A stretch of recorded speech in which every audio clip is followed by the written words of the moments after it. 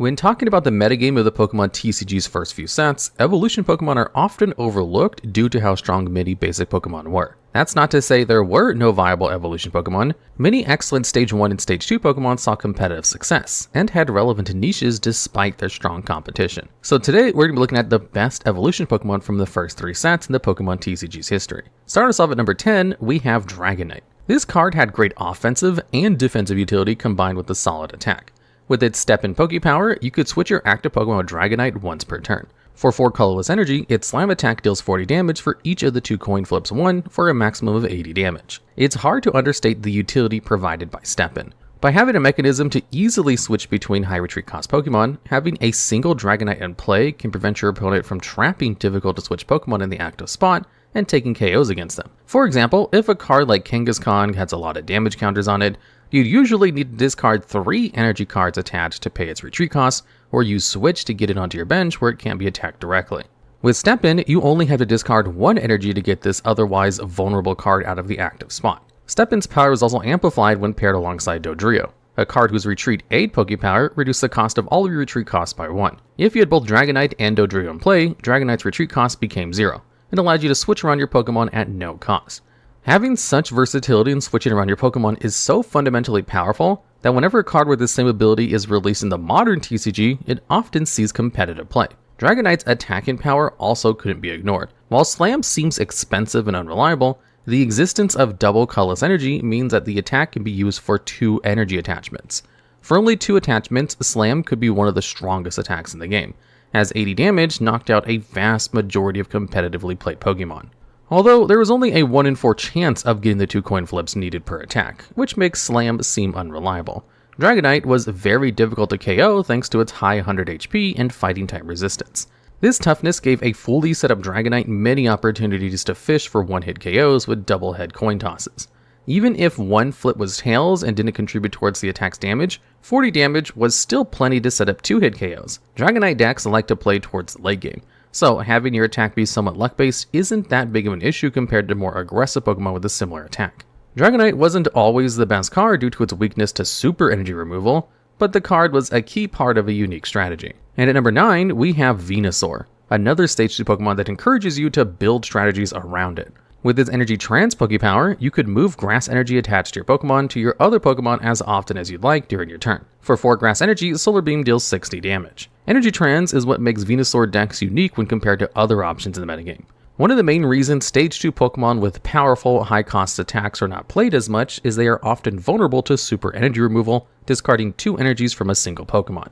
Energy Trance allows for a Venusaur player to spread out their energy attachments across multiple Pokemon to blank super energy removals until after a Solar Beam has been used. Energy Trance also meant that energy cards attached to Pokemon in the early game could still be used for Solar Beam in the late game. Kangaskhan was a very popular inclusion in Venusaur decks for this reason, as Fetch could draw multiple cards and find key pieces of the Venusaur evolution line over a long early game for only a single energy. Energy Trance also allowed Venusaur strategies to use Pokemon Center. This trainer card removes all damage counters from your Pokemon that had any, and discards all energy cards attached to this Pokemon. Since Energy Trance lets you move all grass energy from your damaged Pokemon onto an undamaged one, Pokemon Center has no downside and becomes an excellent way to reset all damage done by an opponent over the course of a game. Even in cases where energy cards need to be discarded, such as if you're retreating between different Venusaurs, having to discard a few energies isn't awful since Venusaur players towards the late game will often have an excess amount of energy in play. While the strategy is prone to early aggression from basic Pokemon-relying decks, a Venusaur deck once set up could run away with the game. And at number 8, we have Alakazam, another Stage 2 Pokemon with a good late game power. This card's Damage Swamp Pokepower lets you move damage counters on your Pokemon to your other Pokemon in any way you like. For 3 Psychic Energy, Confuse Ray dealt 30 damage and confuse a defending Pokemon on a coin toss. Confuse Ray didn't matter at all for the card's viability. It was only really used for Damage Swap. Once Alakazam got set up, Damage Swap made it nearly impossible for your opponent to knock out your Pokemon unless they can get a one-hit KO, letting you stall out the game until they had no cards remaining in their deck. Any damage your opponent dealt that didn't immediately get a knockout would be moved with Damage Swap onto a high HP basic like Chansey that could store a lot of damage counters until you find a healer training card like Pokemon Center. Alakazam strategies also like to play Chansey, and to a similar extent Kangaskhan, for their Psychic resistance. Since all damage dealt to these 2 Pokemon from Psychic was reduced by 30, the very threatening and aggressive Mewtwo often couldn't get an early stop going. To supplement this, Scyther was often used for its fighting type resistance to Wall Hitmonchans that would otherwise threaten your fighting weak Pokemon. For a more general list defensive wall, Mr. Mime could be used for its invisible wall Pokepower. Mr. Mime can't be damaged by attacks which deal 30 or more damage, an invaluable effect when your deck's main weakness is high-powered attacks. The card was also a great counter to Mewtwo in the early game before you were safely able to set up Alakazams. Although Alakazam decks usually ended the game by taking out your opponent, Mr. Mime could also be used to slowly start putting damage counters on your opponent's board to take prize cards. While the deck was very strong once it was set up, it arguably had one of the worst early games of any card on this list. Abra, the basic Pokemon used to evolve into Alakazam, was extremely weak, with only 30 HP and no resistances. With such low HP, almost any attack from an aggressive basic Pokemon could knock out the card, an issue made worse by the prevalence of Gust of Wind. This weakness could be so detrimental that many players use Psyduck for its headache attack to stop your opponent from using training cards until you had Alakazam on your field. Even once set up, the weakness against Gust of Wind was still something to keep in mind since Mewtwo could actually one-hit KO Alakazam with Psyburn. Despite its incredible strength once fully set up and into the late game, Alakazam's very vulnerable early game means it's only number 8 on this list. And at number 7, we have Electrode, one of the only means of energy acceleration in the first 3 sets of the TCG. This card's Buzz Zap Pokepower lets you KO itself and attach it to one of your other Pokemon. When attached, choose one basic energy type, and Electrode provides 2 energy of that type. It also has the Electric Shock attack, which deals 50 damage plus 10 to itself if you fail a coin toss. Electric Shock is actually a decent attack, but Buzz Zap was the main reason Electrode ever had a niche. Electrode's niche came from Buzz Zap being a vital piece of a very aggressive deck built around Arcanine. The goal of this deck was to set up an Arcanine whose takedown attack was powered up by Buzz Zap and a double Colorless Energy after using Last to strip your opponent's hand of all their trainer cards. If your opponent has no trainer cards in hand, takedowns 80 damage per attack would be able to close out games incredibly quickly. And since takedowns would usually end the game quickly, the prize card given up by Buzz Zap self-KOing your own Pokemon didn't matter. Arcanine was the only partner the Electrode ever really saw competitive success with. But that's not to say it was the only card Buzz Zap worked well alongside. Realistically, you could use Buzz Zap to power up any high-cost attacker in the game, since it counted as 2 energies of any type. Regardless of what card it was paired alongside, Buzz Zap needed to be supplemented with cards that could stop your opponent from playing trainer cards. Otherwise, a single energy removal would set you back not only 2 energy, but also a prize card and 2 Pokemon cards. Regardless, Electrode is an extremely explosive card which can quickly enable game-winning threats. And at number 6, we have Aerodactyl.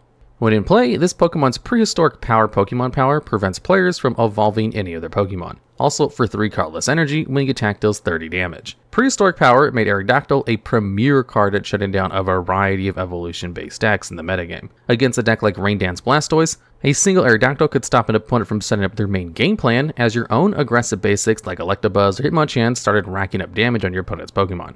Aggressive decks could be overpowered by a late-game evolution strategy, so Aerodactyl forcing evolution decks to play at a much slower pace was highly beneficial. Despite the card being very powerful, Aerodactyl didn't matter against a majority of the basic heavy strategies that dominated the early Pokemon metagame. Even against evolution decks, Aerodactyl could actually be shut down early due to its pre-evolution form Mysterious Fossil only having 10 HP. And at number 5, we have Arcanine. For 2 fire and 1 colorless energy, Flamethrower dealt 50 damage and made you discard a fire energy attached to the card. For 2 fire and 2 colorless, this card's takedown attack deals 80 damage and 30 damage to itself. These 2 attacks made a setup Arcanine extremely adept at quickly ending games if left unchecked. As mentioned previously, Arcanine's most iconic deck of the era was Electrode Arcanine. Thanks to Electrode's Buzz Zap and double colorless energy, takedown could be set up as early as the second turn and start one-hit KOing Pokemon with 80 HP or less. While not a lot of damage by modern standards, almost every seriously viable Pokemon had 70 HP or less. With a Last to disrupt your opponent's hand by shuffling back all of their trainer cards into the deck, takedown could be used to secure multiple knockouts before the recoil damage would KO Arcanine. This card's massive 100 HP also made getting KOs against Arcanine deceptively difficult, unless it was heavily damaged by multiple takedowns. The card also had excellent synergy with the Defender trainer card. Defender lets you attach itself to one of your Pokemon and reduces all damage Pokemon took from attacks by 20 until the end of your opponent's next turn. Notably, Defender didn't only reduce damage dealt by your opponent's attacks. When this card was attached to Arcanine, its takedown attack would only deal 10 recoil damage.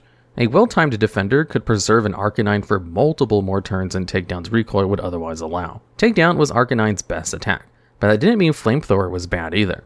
Dealing 50 damage for 3 energy was a strong rate regardless of the downside. Flamethrower wouldn't be taking one-hit KOs on the early metagame like Takedown did, but it could clean up an opponent's weakened Pokemon with ease. Magmar and its early damage provided by its Smokescreen and Fog attacks could start damaging your opponent's Pokemon as early as the first turn and set up a late-game Arcanine sweep. Thanks to these two individually powerful cards, Fire decks were a reasonable strategy to use at large events. Arcanine is an iconic card from the earliest sets of the Pokemon TCG, and its power earns it a spot on this list. And at number 4, we have Dodrio. As long as this card's on your bench, the Retreat Aid Pokepower reduces your active Pokemon's retreat cost by 1 colorless. Also, for 3 colorless energy, Rage dealt 10 damage plus 10 more for each damage counter in Dodrio. In the first few sets of the Pokemon TCG, Retreat Aid was the only way to modify a Pokemon's retreat cost, and Dodrio saw play as a result. Retreat Aid's retreat cost reduction allowed the Dodrio player to preserve energy cards on board as they wouldn't have to discard as much when retreating compared to their opponent. Since very few Pokemon were able to take one-hit KOs in the early metagame, being able to retreat your Pokemon for as little cost as possible was key to prevent knockouts and stay ahead in prize cards. Even if Retreat Aid didn't make your Pokemon's retreat cost 0, it was still a worthwhile effect to have in play. As a result, many Pokemon could be paired alongside Dodrio to good success. The aforementioned Dragonite could use its Step-In Pokepower to switch any Pokemon out of the active spot, regardless of its retreat costs or effects that would otherwise prevent it from switching out like Paralysis. If you didn't want to play a Stage 2 Pokemon, there were a plethora of aggressive basic Pokemon that could have no retreat cost when paired with Dodrio. One variant of Aggro Dodrio used powerful Psychic-type Pokemon like Mew, Mr. Mime, and Mewtwo. Since the two aforementioned had a retreat cost of 1, it was easy to switch between whichever attacker you needed at any given moment when Retreat Aid was reducing their cost to 0. Although you would need 2 Dodrio in play to reduce Mewtwo's retreat cost to 0, this wasn't a big ask and could easily be set up by the Dodrio player. It's also worth noting that Rage was a fairly strong attack. Since it could be powered up by double colorless energy, a heavily damaged Dodrio could be used to one-hit KO lower HP Pokemon in the late game. Rage wasn't the main game plan for Dodrio decks, but it's a tool worth noting. It's also important to recognize that Dodrio has a fighting type resistance, so Hitmonchans can't reasonably damage it. On its own, the card has no retreat cost, so any Dodrio brought into the active spot by Gust of Wind could be retreated back into the bench for no energy cost. All of these attributes came together to make Dodrio a very good evolution Pokemon in the classic metagame in the Pokemon TCG. And at number 3, we have Muk, the very first Pokemon card with an ability lock. When in play, Muk's Toxic Gas Pokemon power prevented all other effective Pokemon powers being used, except the ones named Toxic Gas. Sludge Bomb is not a relevant attack and not worth really discussing. Toxic Gas was the only reason Muk saw competitive success, but that one Pokemon power made the card a fantastic inclusion in any deck that didn't rely on their own Pokemon powers. One of the best users of Muk's Toxic Gas was Lickitung's Stall decks. Lickitung's Tongue Wrap dealt 10 damage and paralyzed a defending Pokemon if you want a coin toss. When a Pokemon was paralyzed, it couldn't attack or retreat, but the effect was automatically cured at the end of the turn. With this very disruptive status condition and its massive 90 HP, Lickitung was incredibly difficult to KO and could easily stall out a game. Muk's role in these decks was to shut down strategies that may be able to beat Lickitung's stall in the late game by overwhelming the titular Pokemon with massive damage. Blastoise's Rain Dance could quickly enable high-powered attackers if left unchecked, but ceased to function under Toxic Gas. Against Dragonite strategies, Toxic Gas prevented your opponent from using Step-In to rid their active Pokemon of paralysis. Muk was also used in non-stall decks for the same reason. It stopped Pokemon power-reliant decks completely in their tracks. Muk's other most notable partner was Mewtwo. Since Mewtwo decks often didn't use any Pokemon powers, Muk could be slotted into the deck as a counter to Mr. Mime. When Mr. Mime's Invisible Wall Pokemon power was prevented by Toxic Gas, it no longer became a reliable answer to opposing Mewtwo. Psychic decks had other ways to beat Mr. Mime, but Muk was one of the few that could completely shut down an opponent's main strategy. This potent disruption from Toxic Gas made Muk one of the best evolution Pokemon from the TCG's first few sets. And at number 2, we have Blastoise. This card's Rain Dance Pokemon power lets you attach as many water energy cards from your hand to your water-type Pokemon as you like during your turn. For 3 water energy, Hydro Pump dealt 40 damage plus 10 more for each water energy attached to Blastoise that exceeded Hydro Pump's attack cost. In practice, this meant Hydro Pump dealt 10 damage for each water energy beyond the third that was attached to it, up to a total maximum of 60 damage, since the attack had a hard cap to how much it could have its damage increased. Rain Dance gave Blastoise decks unmatched energy acceleration to enable high damage attackers that would otherwise be impractical. When you can attach as many energy cards as you like per turn, energy disruption cards like Super Energy Removal weren't going to be sufficiently disrupting your strategy when you would always have an opportunity to attack your opponent before they can discard your energy cards. Blastoise's best partner was Articuno, a card that was otherwise not competitively viable without Rain Dance. For 3 water energy, Freeze Dry dealt 30 damage and paralyzed a defending Pokemon if you want a coin toss. Also for 4 water energy, Blizzard dealt 50 damage to defending Pokemon and either 10 damage to your opponent's bench Pokemon or to your own bench Pokemon based on the result of a coin flip. Freeze Dry wasn't the strongest attack, but could be used in cases where you needed to conserve energy, couldn't risk Blizzard damaging your own Pokemon, or needed to get a paralysis. Blizzard gave Rain Dex a strong attack, which also had a chance to chip damage bench Pokemon and put them in KO range of later attacks. Blizzard's bench damage mattered a lot in Rain Dance decks, since it would reduce all 70 HP Pokemon to 60. This slight difference allowed a Blastoise's fully powered up Hydro Pump attack to KO any slightly damaged 70 HP Pokemon. With 70 HP being a very common amount in the metagame, Blastoise could get knockouts with a single Hydro Pump attack. Even without Articuno, Blastoise's Hydro Pump was so powerful that you actually didn't necessarily need to use supplementary attacks. Generally though, most players opted for extra water type attackers like Articuno, or the lesser played Lapras to supplement Rain Dance and Hydro Pump.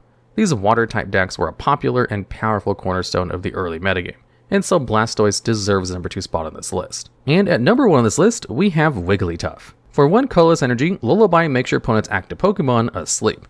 When a Pokemon is asleep in between turns, the Pokemon has to flip a coin. If heads, the condition is removed. If tails, the Pokemon stays asleep and can't attack or retreat. This card's second attack, Do the Wave, costs 3 colorless energy to deal 10 damage plus 10 more for each of your bench Pokemon.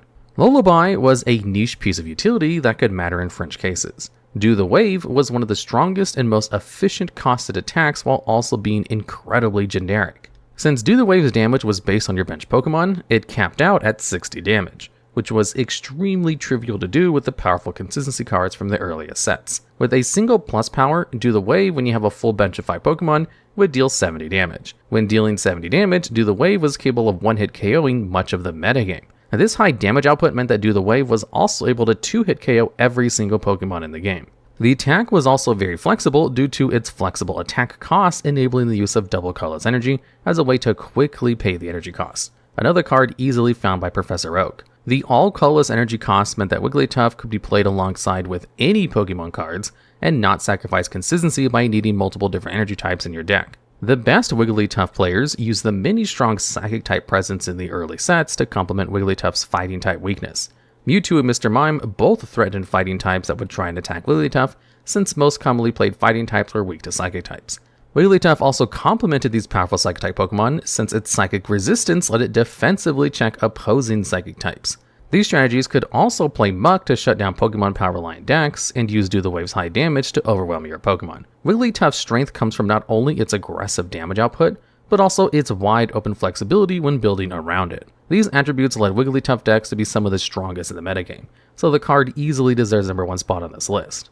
One of the Pokemon TCG's most iconic retro formats is the 1999 Standard format. This format featured only the game's first 3 sets: Base Set, Jungle, and Fossil. With players still learning the then new TCG in 1999, many cards had their strength misevaluated, not used as much as they should have been, or had unique niches that were just overlooked. So today, we're going to be looking at the cards from the Base through Fossil format that were historically underrated or have small niches that players just didn't catch on to. And starting off at number 10, we have Moltres. For 1 fire energy, Wildfire lets you discard any number of fire energies from this card. And if you did, your opponent discarded that many cards from the top of their deck. For 4 fire energy, Dive Bomb dealt 80 damage if you want a coin flip. Since Dive Bomb's damage was only going to happen half the time you used it, this card only ever used Wildfire in a competitive setting. Just like Golduck, Moltres only really works in one specific archetype, that being the most hardcore of stall decks. In the Pokemon TCG, if a player starts their turn with no cards in their deck, they lose the game. With the very slow pace of base Fossil games, Wildfire could be the difference maker between an opponent running out of cards in their deck before you do. A single Moltres repeating the attack with only a single energy attached greatly sped up the amount of times it took for stall decks to win by deck out. especially if your opponent was drawing too many excess cards with Professor Oak or Bill. Back in 1999, Moltres was a build-around card in various stall strategies. One popular variant used Mewtwo and some combination of Clefairy Doll and Mysterious Fossil. These 3 cards could all deny your opponent damage in some way, with Barrier preventing any damage dealt, and the 2 trainer cards by buying a turn against 1 attack since they gave up no prize cards when defeated. The problem with these hardcore stall strategies was that the aforementioned 3 cards were not good in a vacuum.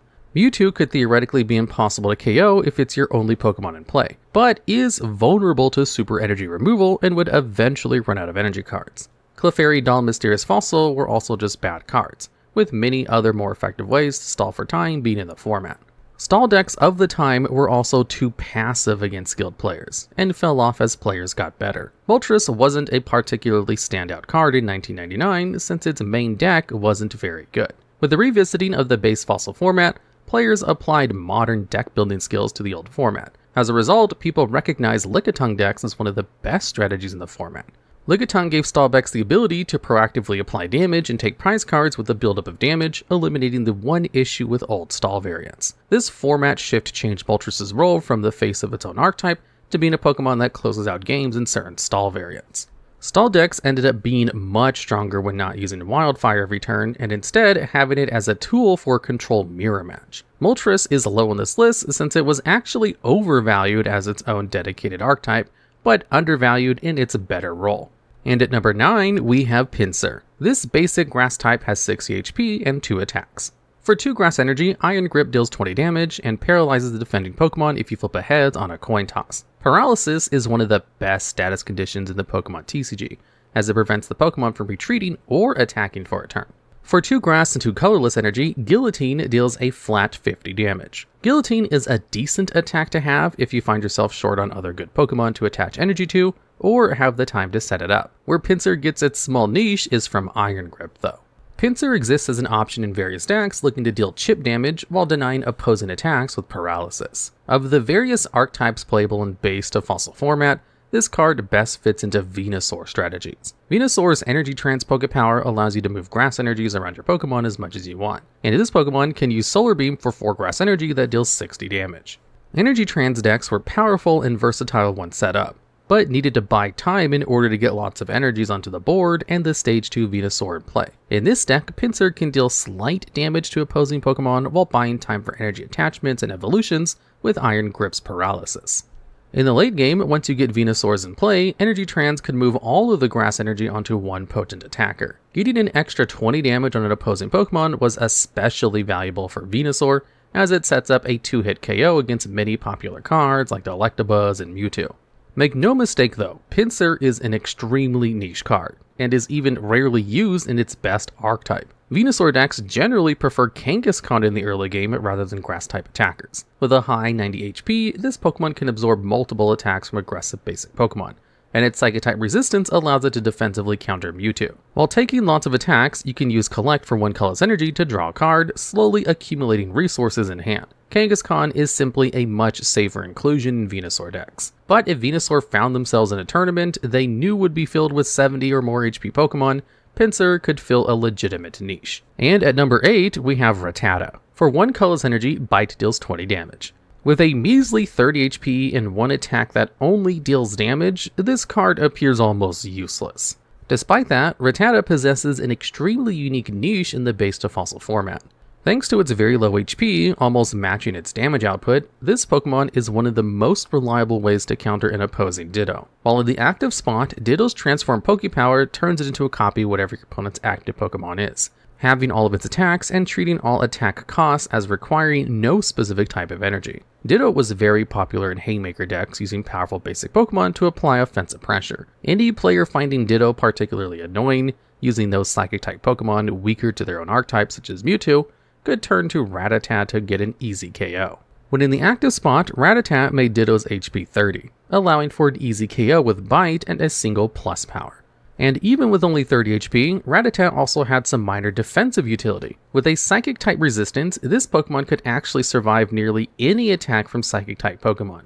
Mewtwo Cyburn took 3 turns to KO, while other Psychics like Mr. Mime and Mew couldn't damage the card at all.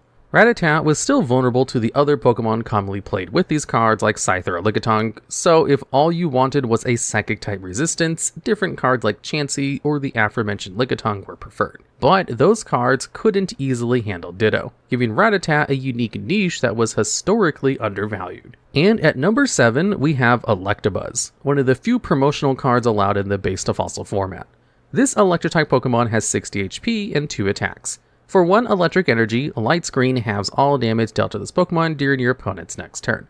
With attacks in the base to fossil format often dealing only 20 damage, Light Screen reducing only 10 damage made it a very weak attack. Also for 2 colorless energy, Quick Attack deals 10 damage plus 20 more if you want a coin flip. In most metrics, this promo Electabuzz is actually worse than the original base set Electabuzz. For 1 energy, base set Electabuzz deals good chip damage with a chance at paralysis, while its second attack can deal upwards of 40 damage for only 2 energy, being the only basic Pokemon capable of doing so during this format. With inferior attacks and less HP, what makes Promo Electabuzz an underrated card? The answer is Quick Attack's energy cost. This makes the card unique in being the only electric-type Pokemon legal in base to fossil format that can deal more than 10 damage without requiring any electric energy. With just a double colorless energy attached, you can potentially deal 30 damage with an electric-type Pokemon. This format has many good electric-weak Pokemon such as Blastoise and Dodrio, and some strategies value having an easily splashable electric-type Pokemon. Realistically, any deck using double colorless energy could facilitate Electabuzz, but the best home for the card would be any colorless strategy already playing a non-electric, non-colorless type. In order to complement a Pokemon like Clefable or Lickitung's fighting-type weakness, these decks would often play a suite of psychic types to dissuade using Pokemon like Hitmonchan. If you wanted to play the base set Electabuzz to hit electric type weaknesses, you'd have to lower the deck's consistency by playing an additional type of basic energy. With Promo Electabuzz, you wouldn't have to compromise consistency for extra attack options. Although it seems to be worse than its base set counterpart, Electabuzz fills a role no other card can. And at number 6, we have Golduck. Unlike other Pokemon on this list so far, this card doesn't represent an undervalued niche, but instead a whole archetype that was historically underexplored. For 1 Psychic Energy, Psyshock deals 10 damage and paralyzes the defending Pokemon if you win a coin flip. For 2 Water and 1 Colorless Energy, Hyper Beam dealt 20 damage and discarded an energy card from the defending Pokemon. It's the second attack that's the main focus behind this card. Golduck strategies want to run the opposing player out of energy cards by repeatedly discarding energy cards with Hyper Beam and a full 4 copies each of energy removal and super energy removal. The former discarded 1 energy from any of your opponent's Pokemon in play, while the latter discarded 2 energies from any one Pokemon in play, at the cost of discarding 1 energy from one of your own Pokemon. Eventually, constant energy discard would leave your opponent unable to stop Hyper Beam's damage from piling up, winning the game. Historically, there were a few factors holding this strategy back. One large detractor against this deck was the prevalence of Electabuzz, which could easily KO Golduck and its pre-evolution Psyduck. Energy denial wasn't very relevant against Electabuzz and other low-cost attackers because they only needed 1 energy card to slowly chip away at your Pokemon. Like Golduck strategies, Haymaker decks use energy removal and super energy removal to prevent opponents from overwhelming their early aggression. Super energy removal was devastating against Golduck because Hyper Beam required 3 energies to use and was slow to set up. While Psyduck's Headache could buy time to get energy attached with no threat of energy removal from trainers, this didn't work against Haymaker because too much uncontested damage was being dealt in the meantime. In the modern metagame of the base to fossil format, Haymaker decks are much less common, so preventing super energy removal with Headache over multiple turns while attaching energy is more reasonable. Control decks are actually much better in the modern metagame than they were back in 1999, due to innovations in strategy from players revisiting older formats in the TCG. Nowadays, what really helps keep this strategy a rogue option rather than an established meta threat is competition with the other, more established control decks like Lickitung variants. Even though it's not top tier, Golduck is much better than players originally made it out to be.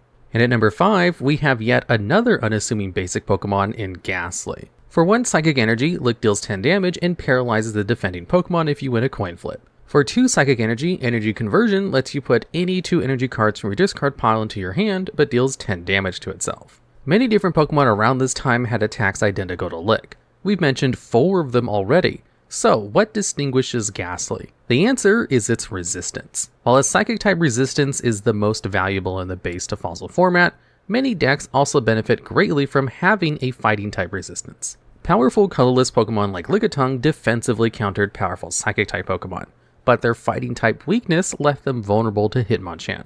Gastly stopped any fighting Pokemon in its tracks, and could deal significant damage over a few turns as many of the best Fighting-type Pokemon have a Psychic weakness. Fighting-weak Pokemon in the base to fossil format are almost always paired up with fighting-resistant Pokemon for this reason. Make no mistake though, Gastly isn't the best fighting-resistant Pokemon.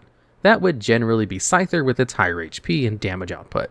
But there are some advantages to Gastly. First, Lick's cost is far more reasonable than Slash's, not requiring a double colorless energy to be effective. Lick 2-hit KO Mr. Mime and its paralysis could stall other opposing Pokemon for a few turns. Secondly, Gastly had no weaknesses, something very unique for the time. In a format where many strategies opt to partner Hitmonchan with Magmar specifically to deal super effective damage to Scyther, having an alternate fighting resistance Pokemon could prove highly valuable.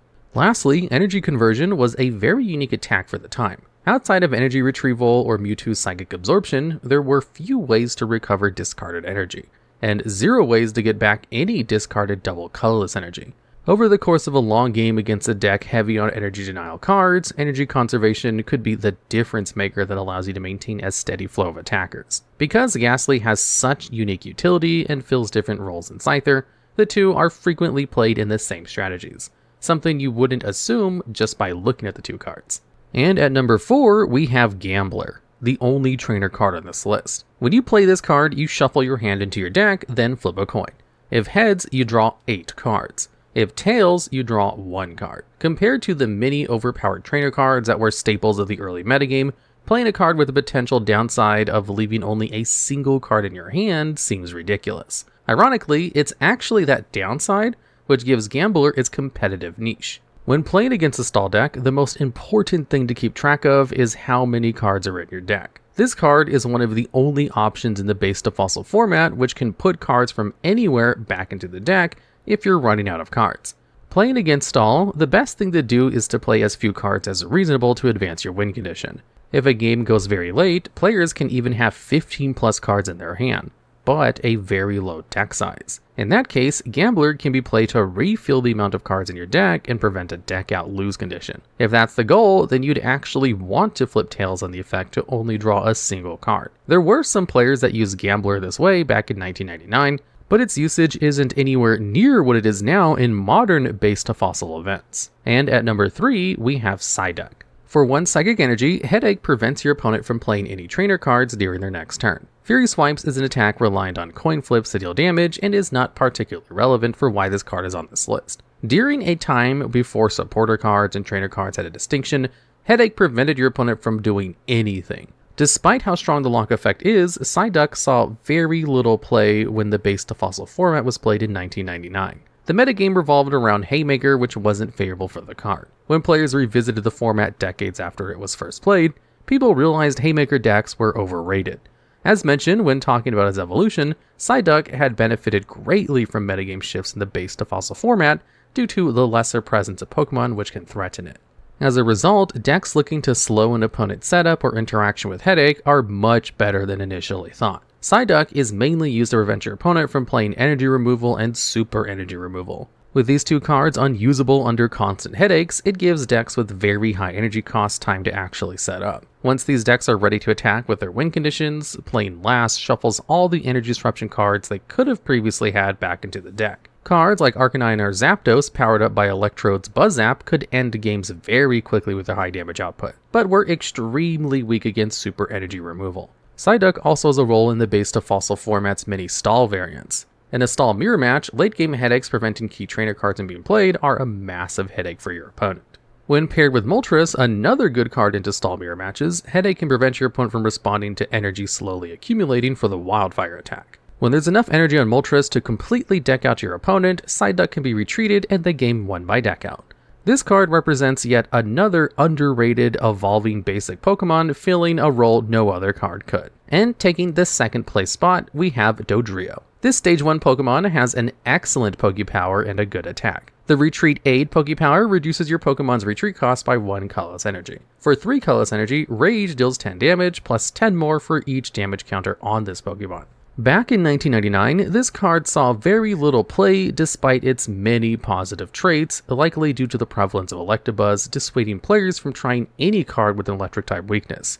Dodrio is one of the strongest and most flexible evolution Pokemon in the base to fossil format thanks to its Pokemon power. At the time, there weren't other ways to decrease a Pokemon's retreat cost or circumvent it unless you played Switch or Scoop Up, cards with one-time effects. Having a single Dodrio in play allowed you to maintain extra energy cards on the board compared to your opponent because you wouldn't discard as many for your own retreat costs. We've talked about how Pokemon with good resistances were able to completely wall any damage, forcing their opponent to switch their attacker for a different bench Pokemon. With how frequently decks have Pokemon meant to stop all offensive progress thanks to their resistances, Dodrio granting an easy way to move your Pokemon in and out of the active spot was extremely important for some decks. If you weren't trying to avoid a Pokemon's problematic resistance, being able to easily retreat a heavily damaged Pokemon like Hitmonchan or Wigglytuff to promote an unharmed, harder to KO attacker easily put opponents on the back foot, since taking that easier KO meant they had to play Gust of Wind and force them to ignore your new threat for a turn. If an opponent wanted to prevent Dodrio from getting set up, they had to be very cautious due to the power of Rage. With a double colorless energy, it was easy to turn any damaged Doduo into a card that 2-hit KO'd all Pokemon in the format with Rage dealing 40 damage. If you somehow got 60 damage on Dodrio without it getting knocked out, then Rage would take out any of the prevalent Haymaker Pokemon. This versatility allows this card to be played in a wide variety of strategies, from Wigglytuff, Venusaur, and even some Haymaker variants. Dodrio went from being a rarely played card back in 1999 to a competitive staple in present-day base-to-fossil events. And finishing off at number 1, we have the best Pokemon card in the base-to-fossil format, Lickitung. This basic Pokemon has a staggering 90 HP and 1 relevant attack. For 1 colorless energy, and stop me if you heard this before, Lick deals 10 damage and paralyzes defending Pokemon if you win a coin flip. This exact attack has been brought up multiple times now, and this card is the perfect user for it. Thanks to its extremely high HP, Lickitung has more opportunities to get paralysis on opposing Pokemon than any other card because it takes much longer to KO. With both constant paralysis, the second highest base HP of any basic Pokemon, and a stellar psychic type resistance, this card is able to deal significant damage over the course of a long game while being an extremely difficult Pokemon to KO. It also couldn't be reliably disrupted by energy removal cards due to the attack's 1 energy cost. Mewtwo, one of the best means to deal with high HP Pokemon, will never threaten a Lickitung. Magmar, Electabuzz, and Scyther can try and threaten it with their attacks, but the one-on-one matchup can easily be turned around by multiple paralysis applications from Lick. Even some of the highest damage output Pokemon like Wigglytuff aren't always reliable offensive counters thanks to energy removal and super energy removal denying energy cards. The only commonly played card with a good matchup into Lickitung is Hitmonchan, as the card hits the former for its weakness for only a single energy card. The difficulty of effectively knocking out Lickitung while it slowly racks up damage counters on your opponent's Pokemon makes it one of, if not the best individual cards in the base to fossil format. The discovery of this card's strength as people revisited the format long after 1999 shifted the modern metagame in such a way that it's almost unrecognizable from its historic counterpart. In 1999, the deck to beat was the aggressive Haymaker deck using the best and most damaging basic Pokemon. Nowadays, the format revolves around Lickitung's stall variants. Not only is this card strong individually, but it also synergizes excellently with other fantastic cards. Since Lick has a colorless energy cost, you can play whatever basic energy cards and Pokemon best fit the metagame. Generally speaking, this means using lots of Psychic-type Pokemon like Mewtwo, Mr. Mime, and the honorary Psychic Pokemon Psyduck to attack Hitmonchan's weakness and for their excellent utility. These Psychic Lickitung decks can also utilize Scyther with double colorless energy to blank any Hitmonchans defensively while dealing more consistent damage output with Slash. Even if you do get close to knocking out Lickitung, the deck can use either Scoop Up to put it right back into the hand, or Pokemon Center to restore all damage, denying your opponent the prize card either way, and to having wasted the time that damage had been accumulating for. There's an incredible depth to Lickitung's Scyther Psychic decks, and even though a common framework for the archetype is established, the deck has lots of room for customization. The deck also has one of the most skill-based mirror matches in the Pokemon TCG's history. If you asked a player in 1999 what Pokemon card defines the format, they'd probably say Hitmonchan or Electabuzz. If you ask a modern base to fossil format player that question, they'll say Lickitung. The Pokemon trading card game, akin to the video games, are divided by generations. With each new generation comes new card design and new rules, but in this video, looking back at the first generation of Pokemon and take a look at the top cards that were used throughout this time. And at number 10, we have Wigglytuff. This colorless type Stage 1 Pokemon has 2 attacks. The first is Lullaby. For 1 colorless energy, it can put your opponent's active Pokemon to sleep. And for 3 colorless energy, you can use Do the Wave, which does 10 damage plus 10 more damage for each of your bench Pokemon for a normal maximum of 60 damage. Evolved Pokemon typically weren't the standard during this time, as disruption in the form of energy removal and super energy removal meant that powerful attacks such as Stage 2 Charizard's Energy Burn or Machamp's Seismic Toss had a very difficult time getting to their attacks, as both required 4 energy. With Wigglytuff, you had both the advantage of the attack only costing 3 energy for potentially 60 damage, as well as double colorless energy helping you pay for 2 of those 3 energy. At the best of times, you can go first to have Jigglypuff and a single energy attached, and barring energy removal during your opponent's first turn, you could evolve and attach double colorless energy to immediately start attacking your opponent for 60 damage on the second turn. A massive amount of damage for this time in the game's history. Powerful Haymaker staples such as Hitmonchan, Scyther, and Electabuzz all only had 70 hit points as well. So matching Do the Wave with a plus power to further boost the attack by 10 damage meant you were one-hit KOing the strongest Pokemon in the format without worry. Eventually, Wigglytuff became the main attacker in a deck called Trapper, where you would go first and string cards together, such as Imposter's Oaks of Revenge, Rocket's Sneak Attack, and the Rocket's Trap to shuffle their entire hand into their deck and use Wigglytuff's Do the Wave in order to end the game as quickly as possible, usually winning by your opponent not having any remaining basic Pokemon. Despite this monster being really good, being an evolution put a damper on it, resulting in the card only receiving the 10th spot on this list. And at number 9, we have Dark Vileplume. This is a Stage 2 Grass-type Pokemon that has 1 Pokemon power and 1 attack. The power Hay Fever has the effect that neither player can activate trainer cards, but this power stops working while Dark Vileplume is asleep, confused, or paralyzed. Petal Whirlwind for 3 grass energy can let you flip 3 coins, then do 30 damage times the number of heads. However, if you hit 2 or more heads, Dark Vileplume became confused. Despite being a Stage 2 with less HP than Wigglytuff, Dark Vileplume's interaction was never to attack. Instead, it's to sit on the bench and prevent your opponent from using trainer cards as soon as possible after you've already set up your attackers. Usually, these are in the form of Jungle Snorlax, who had the Body Slam attack for 30 damage for 4 colorless energy, with the ability to paralyze your opponent's active Pokemon if you landed a heads on the coin flip. Paralyze in Pokemon TCG usually indicates by turning a Pokemon 90 degrees clockwise, makes it so the Pokemon affected cannot attack or retreat for 1 turn after becoming paralyzed. Then at the end of the turn, they return to normal. The other attack, Dark Golduck, is a Stage 1 Pokemon that can do 50 damage with 2 Psychic and 1 colorless energy. Dark Golduck was usually paired with Dark Vileplume thanks to its pre-evolution, Fossil Psyduck, who for a Psychic energy can attack with Headache, making it so your opponent can't play trainer cards during their turn, effectively locking them out before they can play the game. As during the time these cards were standard format legal, you could attack on your first turn. The way this was done most of the time was by using an energy attachment on an active Psyduck, then benching an Oddish for the next turn. Then, after the turn of your opponent activating trainer cards passes, you can use Pokemon Breeder, a card that allows you to put Stage 2 evolution straight onto a basic Pokemon without needing to go into a Stage 1, bypassing Dark Gloom and setting up the lock 1 turn quicker. This made for a nearly unbeatable lock, if not for a single card introduced in Fossil, Muck. This card has the Pokemon power Toxic Gas, which says to ignore all Pokemon powers other than toxic gases, but this power stops working if Muck is asleep, confused, or paralyzed. As good as this counter was, Dark Vileplume could easily use cards like Rocket Sneak Attack to ensure your opponent never had a chance to set up Grimer for Muck to get on the field. So the only real way of getting past your opponent's powerful ability was to go first. And at number 8, we have Computer Search. This trainer card has the effect that you can discard 2 cards to search for any card from your deck and put it into your hand. This extremely versatile searcher was played at maximum copies in just about every deck imaginable. And since you could search any card, you don't have to reveal that added card to your opponent. This ruling even remains today with standard format relevant cards such as Arceus V-Star, who can use the ability Starbirth to search any 2 cards from your deck and put them into your hand, but only once per game as the V-Star power rule prevents you from using more. With this card's versatility, it was useful in any situation you could find yourself in during any format in which it was legal. Need to remove energy from a powerful Pokemon on your opponent's side of the field? Simply search for Super Energy Removal to wipe 2 energy off of it at the cost of discarding 1 of your own attached energy cards.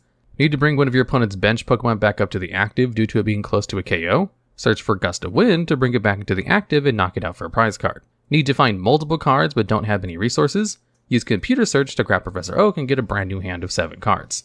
This card was so powerful that when A-Spec card items were introduced during Gen 5's Black and White era, Computer Search was printed as 1, only allowing you to play 1 copy of your deck and locking you out from using any other powerful A-Spec cards like Dowsing Machine, which allowed you to discard 2 cards to add a trainer card back from your discard pile, a Life Dew, which reduced the prize payout to KO by 1 prize, or Scoop Up Cyclone, allowing for a player to put 1 Pokemon and all cards attached to it back into their hand.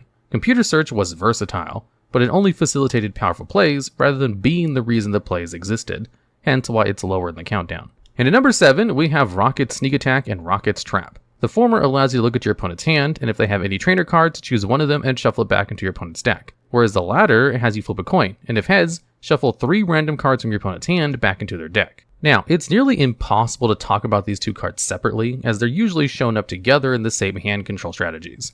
While Rocket's Sneak Attack was introduced in the Team Rocket expansion, it was played individually as a way to gain hand knowledge of your opponent's hand in order to make the most optimal bench plays, while also letting you know where to expend resources such as energy removal and plus power. Once the Rocket's Trap was introduced in the next set, Gym Heroes, it facilitated a full hand loop, or reducing your opponent's hand down to 0 cards, with the help of a card called Imposter's Oak's Revenge, which has the effect to discard a card, then shuffle your opponent's hand into their deck and have them draw 4 cards.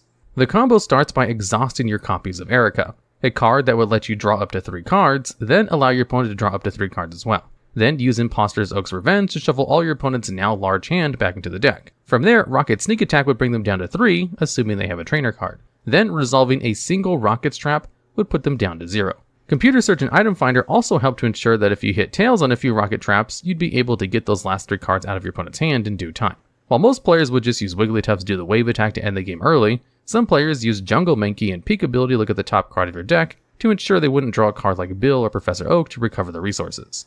And at number 6, we have Jungle Lickitung. This basic colorless type Pokemon has 2 attacks. The first, Tongue Whip, for 1 colorless energy, does 10 damage and flips a coin. If heads, your opponent's Pokemon is not paralyzed. While the second, Supersonic, has you flip a coin, and if heads, your opponent's Pokemon is confused. Confusion nowadays isn't super special, as it only makes the Pokemon hit itself for 30 damage if, on attack declaration, you flip tails. But during the time Lickitung was standard format legal, Confusion had a slightly different effect. Instead of doing 30 damage, it only did 20, but it also affected retreating. The Pokemon that was attempting to retreat would first have to discard the required energy, then flip a coin to see if the retreat was successful. If heads, you can retreat as normal, and if tails, the retreat fails and your energy is discarded. This made Lickitung a very strong option for stall players looking to deck out their opponents, as Paralysis could stop attacks and Confusion could stop retreating in attacks, as many players weren't playing Switch during the time to evade Lickitung's deadly lock. The only downside to Lickitung gear this time was a fighting weakness, as base set Hitmonchan was seen a lot in the Haymaker strategy, doing 20 damage for 1 fighting energy, doubled to 40 thanks to weakness. However, during the same set Lickitung was introduced, Scyther was also added to the card pool, giving Lickitung the perfect partner to counter fighting type Pokemon thanks to a minus 30 resistance. Matched with cards like Pokemon Center, which heals all Pokemon on your side of the field completely, but discarding all energy, and Scoop Up, allowing you to choose one of your Pokemon in play and return the basic Pokemon to the hand, discarding the rest, they made Lickitung a powerful choice to build a deck around. And at number 5, we have a 3-way tie between base set Hitmonchan, Electabuzz, and Jungle Scyther. This trio Pokemon make up the center of the Haymaker strategy, and are rather difficult to separate as they all serve the same purpose for different typings. Hitmonchan is a basic fighting type Pokemon with 2 simple attacks. Jab requires 1 fighting energy for 20 damage, and Special Punch does 40 damage with 2 fighting energy and 1 colorless. Electabuzz is a basic lightning type Pokemon also with 2 attacks. Thundershock requires 1 lightning energy for 10 damage, then flips a coin if heads, paralyzes your opponent's active Pokemon. Then for 1 lightning and 1 colorless, Thunder Punch does 30, then flips a coin. If heads, does 10 more damage to your opponent's active Pokemon. If tails, do 10 damage to Electabuzz. Then finally, Scyther is a basic grass type Pokemon, once again with 2 attacks. The first, Swords Dance, takes 1 grass energy and doubles Scyther's slash attack's base damage to 60 rather than 30, then for 3 colorless energy, slash normally does 30 damage. All of these Pokemon have some really similar features in that they all have 70 HP and are basic, making them rather easy to fit together. With energy removal and super energy removal being such powerful cards during the time these Pokemon were standard legal, you needed a way to be able to attack over and over again without losing attack or energy attachment tempo, both of which were helped by the requirement of only 1 energy, while Scyther was the pivot Pokemon. Upon KO, players would choose Scyther due to the 0 energy retreat cost, allowing them to assess the board on their turn, and then decide whether or not to retreat into either Hitmonchan or Electabuzz depending on the situation. Hitmonchan hit Pokemon like Lickitung and Wigglytuff for weakness, while Electabuzz hit one of the other popular decks of the time for weakness, Rain Dance Blastoise. Blastoise was the only Stage 2 Pokemon at the time that was sort of protected from energy removal, as the namesake Pokemon Power allowed for the player to attach a water energy to any water type Pokemon as many times as you like per turn. This trio countered just about everything in the base set, jungle, and fossil metagames, though one card that came out as a promo went above and beyond as a haymaker. And at number 4, we have the Wizards of the Coast promo, Mewtwo. This promo, handed out to attendees of Pokemon the First movie in late 1999, is a basic Psychic-type Pokemon with 2 attacks.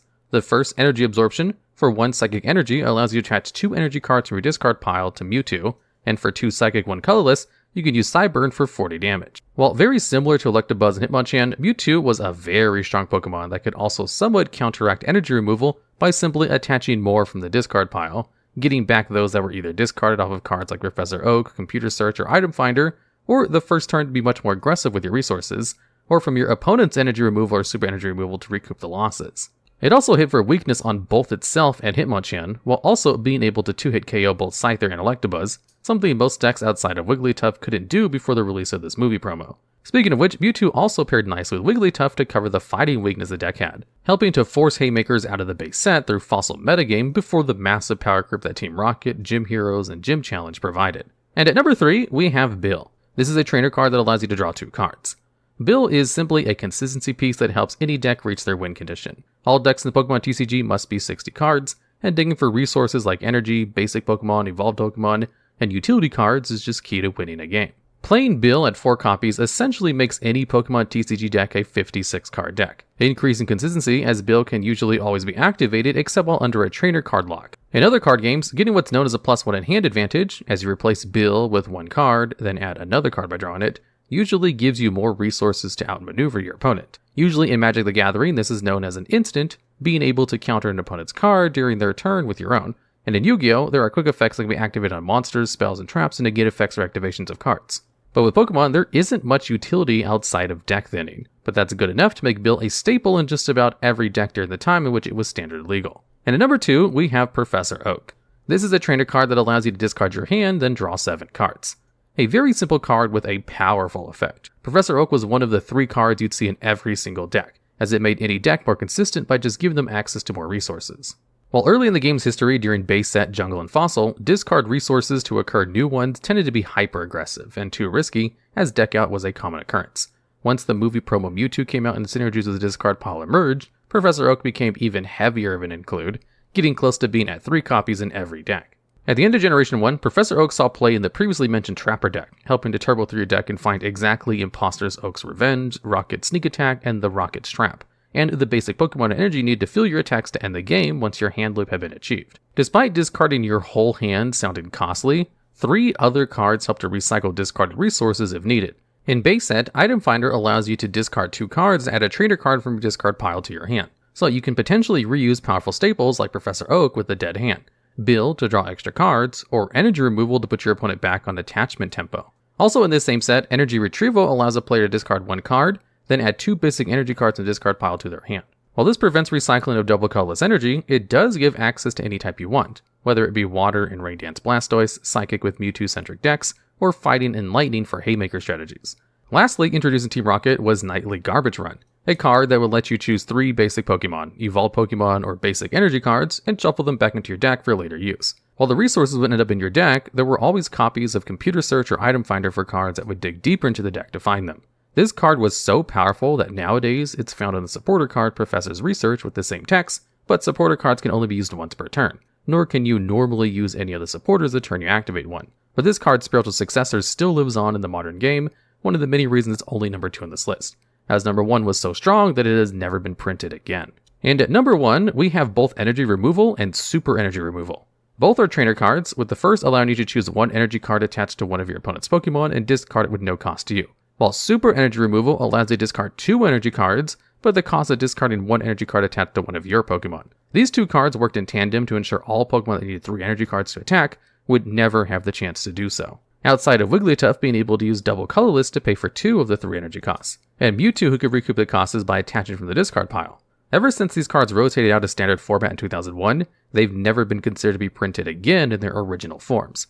Many retrains have included needed variances and nerfs, such as Energy Removal 2 and Crushing Hammer. Both of these cards require a coin flip to perform energy removal, while the situationally useful Lost Remover and Enhanced Hammer remove 1 special energy from an opponent's Pokemon, and puts it in either the Lost Zone or discard pile respectively. Guaranteed removal of energy from your opponent's Pokemon tends to be a no-no in Pokemon TCG card design nowadays though, as the only one currently standard format legal as of October 2022 is Crushing Hammer, and the card rotates at the beginning of 2023. While very irritating to play against, both energy removal cards warp the Generation 1 format to be very skill-based, as these cards ensure that players needed to preserve their energy, considering cards like Energy Retrieval to get them back, or to not discard them with Computer Search or Item Finder. But the key word is warp, as these format warping cards did more to the game than anything else on this list, allowing it to take the #1 spot. In the earliest days of the Pokemon TCG, the game designers were still experimenting with what effects make sense to have in the Pokemon TCG. Some of the game's earliest cards are also some of the weirdest. So today, we're going to look at some of the weirdest cards in the TCG's first 6 sets, also known as the first generation. Starting off at number 10, we have Porygon. For 1 colorless energy, Conversion 1 lets you change a defending Pokemon's weakness to whatever type you choose, except colorless. Then for 2 energy, Conversion 2 lets you change Porygon's resistance to whatever type you want. Notably, this effect lasts until Porygon leaves the active spot. Both conversion attacks are extremely unique effects that very few Pokemon have ever been printed with. Changing your opponent's weakness to take twice the amount of damage from your other Pokemon's attacks is an interesting effect, but one which has little practical application. Decks at the time didn't really need to change opposing Pokemon's weaknesses. If a player wanted the ability to attack for super effective damage, they could simply play different types of Pokemon together, such as Magmar and Electabuzz. Even if you wanted to make Electabuzz's Thunder Punch hit something for twice as much damage in a single attack, you were almost always better off using Thunder Punch twice rather than using Conversion 1 and then retreating into your attacker. Not to mention that your opponent could rid their active Pokemon of the effects of Conversion 1 by just retreating it to the bench or evolving it. Conversion 2 was no better of an attack, although it arguably has a lot more going for it than Conversion 1. Conversion 2, letting you change Porygon's resistance to whatever type you wanted, could give it fantastic defensive utility, since resistance subtracted all damage dealt from Pokemon of the selected type by 30, and that many aggressive Pokemon like the aforementioned Electabuzz couldn't deal more than 30 damage per attack. Conversion 2 had the ability to stop any damage from harming Porygon. This is where the weirdest aspect of Porygon's design really comes into play. Firstly, the fact Conversion 2 can't give this Pokemon a colorless resistance is hugely relevant. Wigglytuff was one of the strongest attackers in early Pokemon, and Porygon is completely defenseless against it. Even if you could choose a colorless resistance, Wigglytuff could deal 60 damage and one-hit KO Porygon through a resistance since it has the lowest HP in the game at 30. This would be excusable if Porygon was a more capable card overall, but that brings up another issue with its weird design. Because this card has no moves that deal damage, Porygon can't even win against decks that have no way of damaging it. This card earns a spot on this list as a weird card since it has 2 very unique attacks that have no real use in any serious game. And at number 9, we have Misty's Gyarados. Aside from its Pokepower, this card is standard for the time. For 4 water energy, Tidal Wave deals 70 damage. Tidal Wave deals really strong damage for a Stage 1 Pokemon with a single attack, albeit with a very high energy cost. Tidal Wave's strength is balanced out by one of the most unique drawback abilities in the game. Because of its Rebellion Pokepower, you have to flip 2 coins when Gyarados attacks. If both of them are tails, the attack does nothing, and you instead shuffle Gyarados and all cards attached to it back into your deck. Usually, downside abilities restrict the Pokemon from making certain actions. Team Magma's Groudon, for example, can't attack unless you have 3 or more Team Magma Pokemon in play. Gyarados' Rebellion ability is also unique in the sense that you can't really play around its downside. Since Rebellion's coin flip effect is tied to the card attacking, Gyarados feels worse to use than any other Pokemon with downsides, since it can set you back multiple turns by shuffling away your best attacker, just because you wanted to use the card. While there are ways to get around Rebellion, they are incredibly specific, and very few strategies can actually use them. Gyarados gets its spot on this list for having one of the most unique downsides in the game's history. And at number 8, we have Trash Exchange, the first trainer card on this list. When you play this card, you count the number of cards in your discard pile and shuffle them into the deck. Then you put that many cards from the top of your deck into the discard pile. If this card were printed in any other trading card game, it would likely be absurdly broken. But in the Pokemon TCG, there's no real way to gain advantage from this effect. At best, you could use this card to try to recycle any trainer cards in your discard pile, since there's no way to put them back into your deck, and then hope they don't get discarded off of the second effect of Trash Exchange. Even if you were playing a deck that wanted to put many cards into your discard pile, like United Wing strategies, Trash Exchange doesn't really help either, since you'd likely got what you need in your discard pile already without discarding more from your deck. Another part of the card's weirdness is that if you're printed in the modern day, it would likely lead to a lot of rules headaches at large tournaments. As an example, say you play Trash Exchange with 15 cards in your discard pile and shuffle them into your deck. Then, for whatever reason, both players forgot the amount of cards shuffled back into the deck and what those cards were. If you ever miscounted the amount of cards shuffled back or forgot how many cards you have to discard from the deck by Trash Exchange's effect, the state of the game would be irreparable and you'd get a game lost by tournament rules. Not only has this card's effect never been put on another card, it's also a bit of a rulings nightmare. And at number 7, we have Charity. This trainer card has one of the strangest and almost useless effects in the game's history. This card lets you attach itself to your active Pokemon and had the effect of letting you reduce all damage that Pokemon's attacks did by as much as you wanted. Then, after you attacked, you put Charity back into your hand. Generally speaking, you need to deal damage with your attacks to win the game, and dealing more damage is good. Charity does the exact opposite of that, reducing your Pokemon's damage output for no obvious gain. While the effect of reducing your own damage is oftentimes counterintuitive to winning, Charity does have some good aspects. Mainly, Charity returning to your hand at the end of every turn means that you can use the same one Charity card multiple times in the game without having to get it back from your discard pile. Cards in the Pokemon TCG very rarely let you put itself back into your hand, and they're usually tied to some kind of restriction. For a more modern example, take Lucky Ice Pop. After you use its effect, you flip a coin and get to put the card back in your hand if you flip to heads. That card's downside is a coin flip, and Charity's downside is the rest of the card's effect being terrible. Now, although Charity appears near useless, there are some very, very fringe cases where you could actually want a way to reduce your Pokemon's own damage. The main reason would be if your deck had no way to play around Mr. Mime's Invisible Wall Pokepower. Invisible Wall makes it so that Mr. Mime can't be damaged by attacks that would deal 30 or more damage. If for whatever reason your deck can't deal less than 30 damage per attack, and you don't want to play the generally superior Goop Gas attack, which shuts off all Pokepowers until your next turn, then Charity fills that niche. It can't be understated how small this niche is, but Charity's very weird effect does technically have a reason to be used. And at number 6, we have Brock's Ninetales. The weird part about this card is that really long written Shapeshift Pokepower. Once per turn, Shapeshift lets you attach any evolution card to itself. While that card was attached to Ninetales, it was treated as the evolution card, letting it use its attacks and giving Ninetales its HP, weakness, resistance, and retreat cost. However, Ninetales couldn't use any of the attached Pokemon's Pokepowers. Also, if Ninetales was ever affected by a status condition, the evolution card was discarded. Shapeshift is one of the most versatile abilities in the TCG's history, letting you put any evolution Pokemon from your hand into play. This card was a cornerstone of one of the TCG's most unique decks. Shapeshift actually had great synergy with the previously mentioned Misty's Gyarados. Since Shapeshift stopped you from using the Pokepowers of the attached evolution Pokemon, you didn't have to flip coins in Rebellion and could use Tidal Wave with no downside. Brock's Ninetales also helped circumvent an issue many decks had using high energy cost attackers at the time: Super Energy Removal. This card was played in almost every deck during the early days of the Pokemon TCG, and had the effect of discarding one energy card from one of your Pokemon and 2 energy cards from one of your opponent's Pokemon. If you were trying to set up a strong attacker like Misty's Gyarados, Super Energy Removal could easily set you back 2 whole turns, since you could only attach 1 energy card per turn. Enter Brock's Protection. This trainer card lets you attach itself to a Pokemon with Brock in its name, and prevents all effects of attacks and trainer cards that would discard energy from it. Since Brock's Ninetales is a Brock's Pokemon, you could attach Brock's Protection to it before attaching Evolution with its Shapeshift. This meant that any evolution Pokemon you attach onto Ninetales with Shapeshift would be impossible to disrupt outside of KOing it. This unique combination of attributes made Brock's Ninetale decks a really solid strategy at the time. Ninetales is arguably the best Pokemon card on this list, and that's all thanks to its weird effects. And at number 5, we have Lieutenant Surge's Treaty. This trainer card lets your opponent choose between both players taking 1 prize card or you drawing 1 card. The first option is what lands this card on this list. There are very few cards in the TCG's history that have an effect that lets you take a prize card. In fact, there's only ever been one other trainer card that's had an effect with that line of text, the card being Missing Clover, which requires you to play 4 copies of it at the same time in order to take 1 prize card. Obviously, Lieutenant Surge's Treaty is balanced out by not only your opponent picking which option you get, but also by both players taking a prize card off the first effect.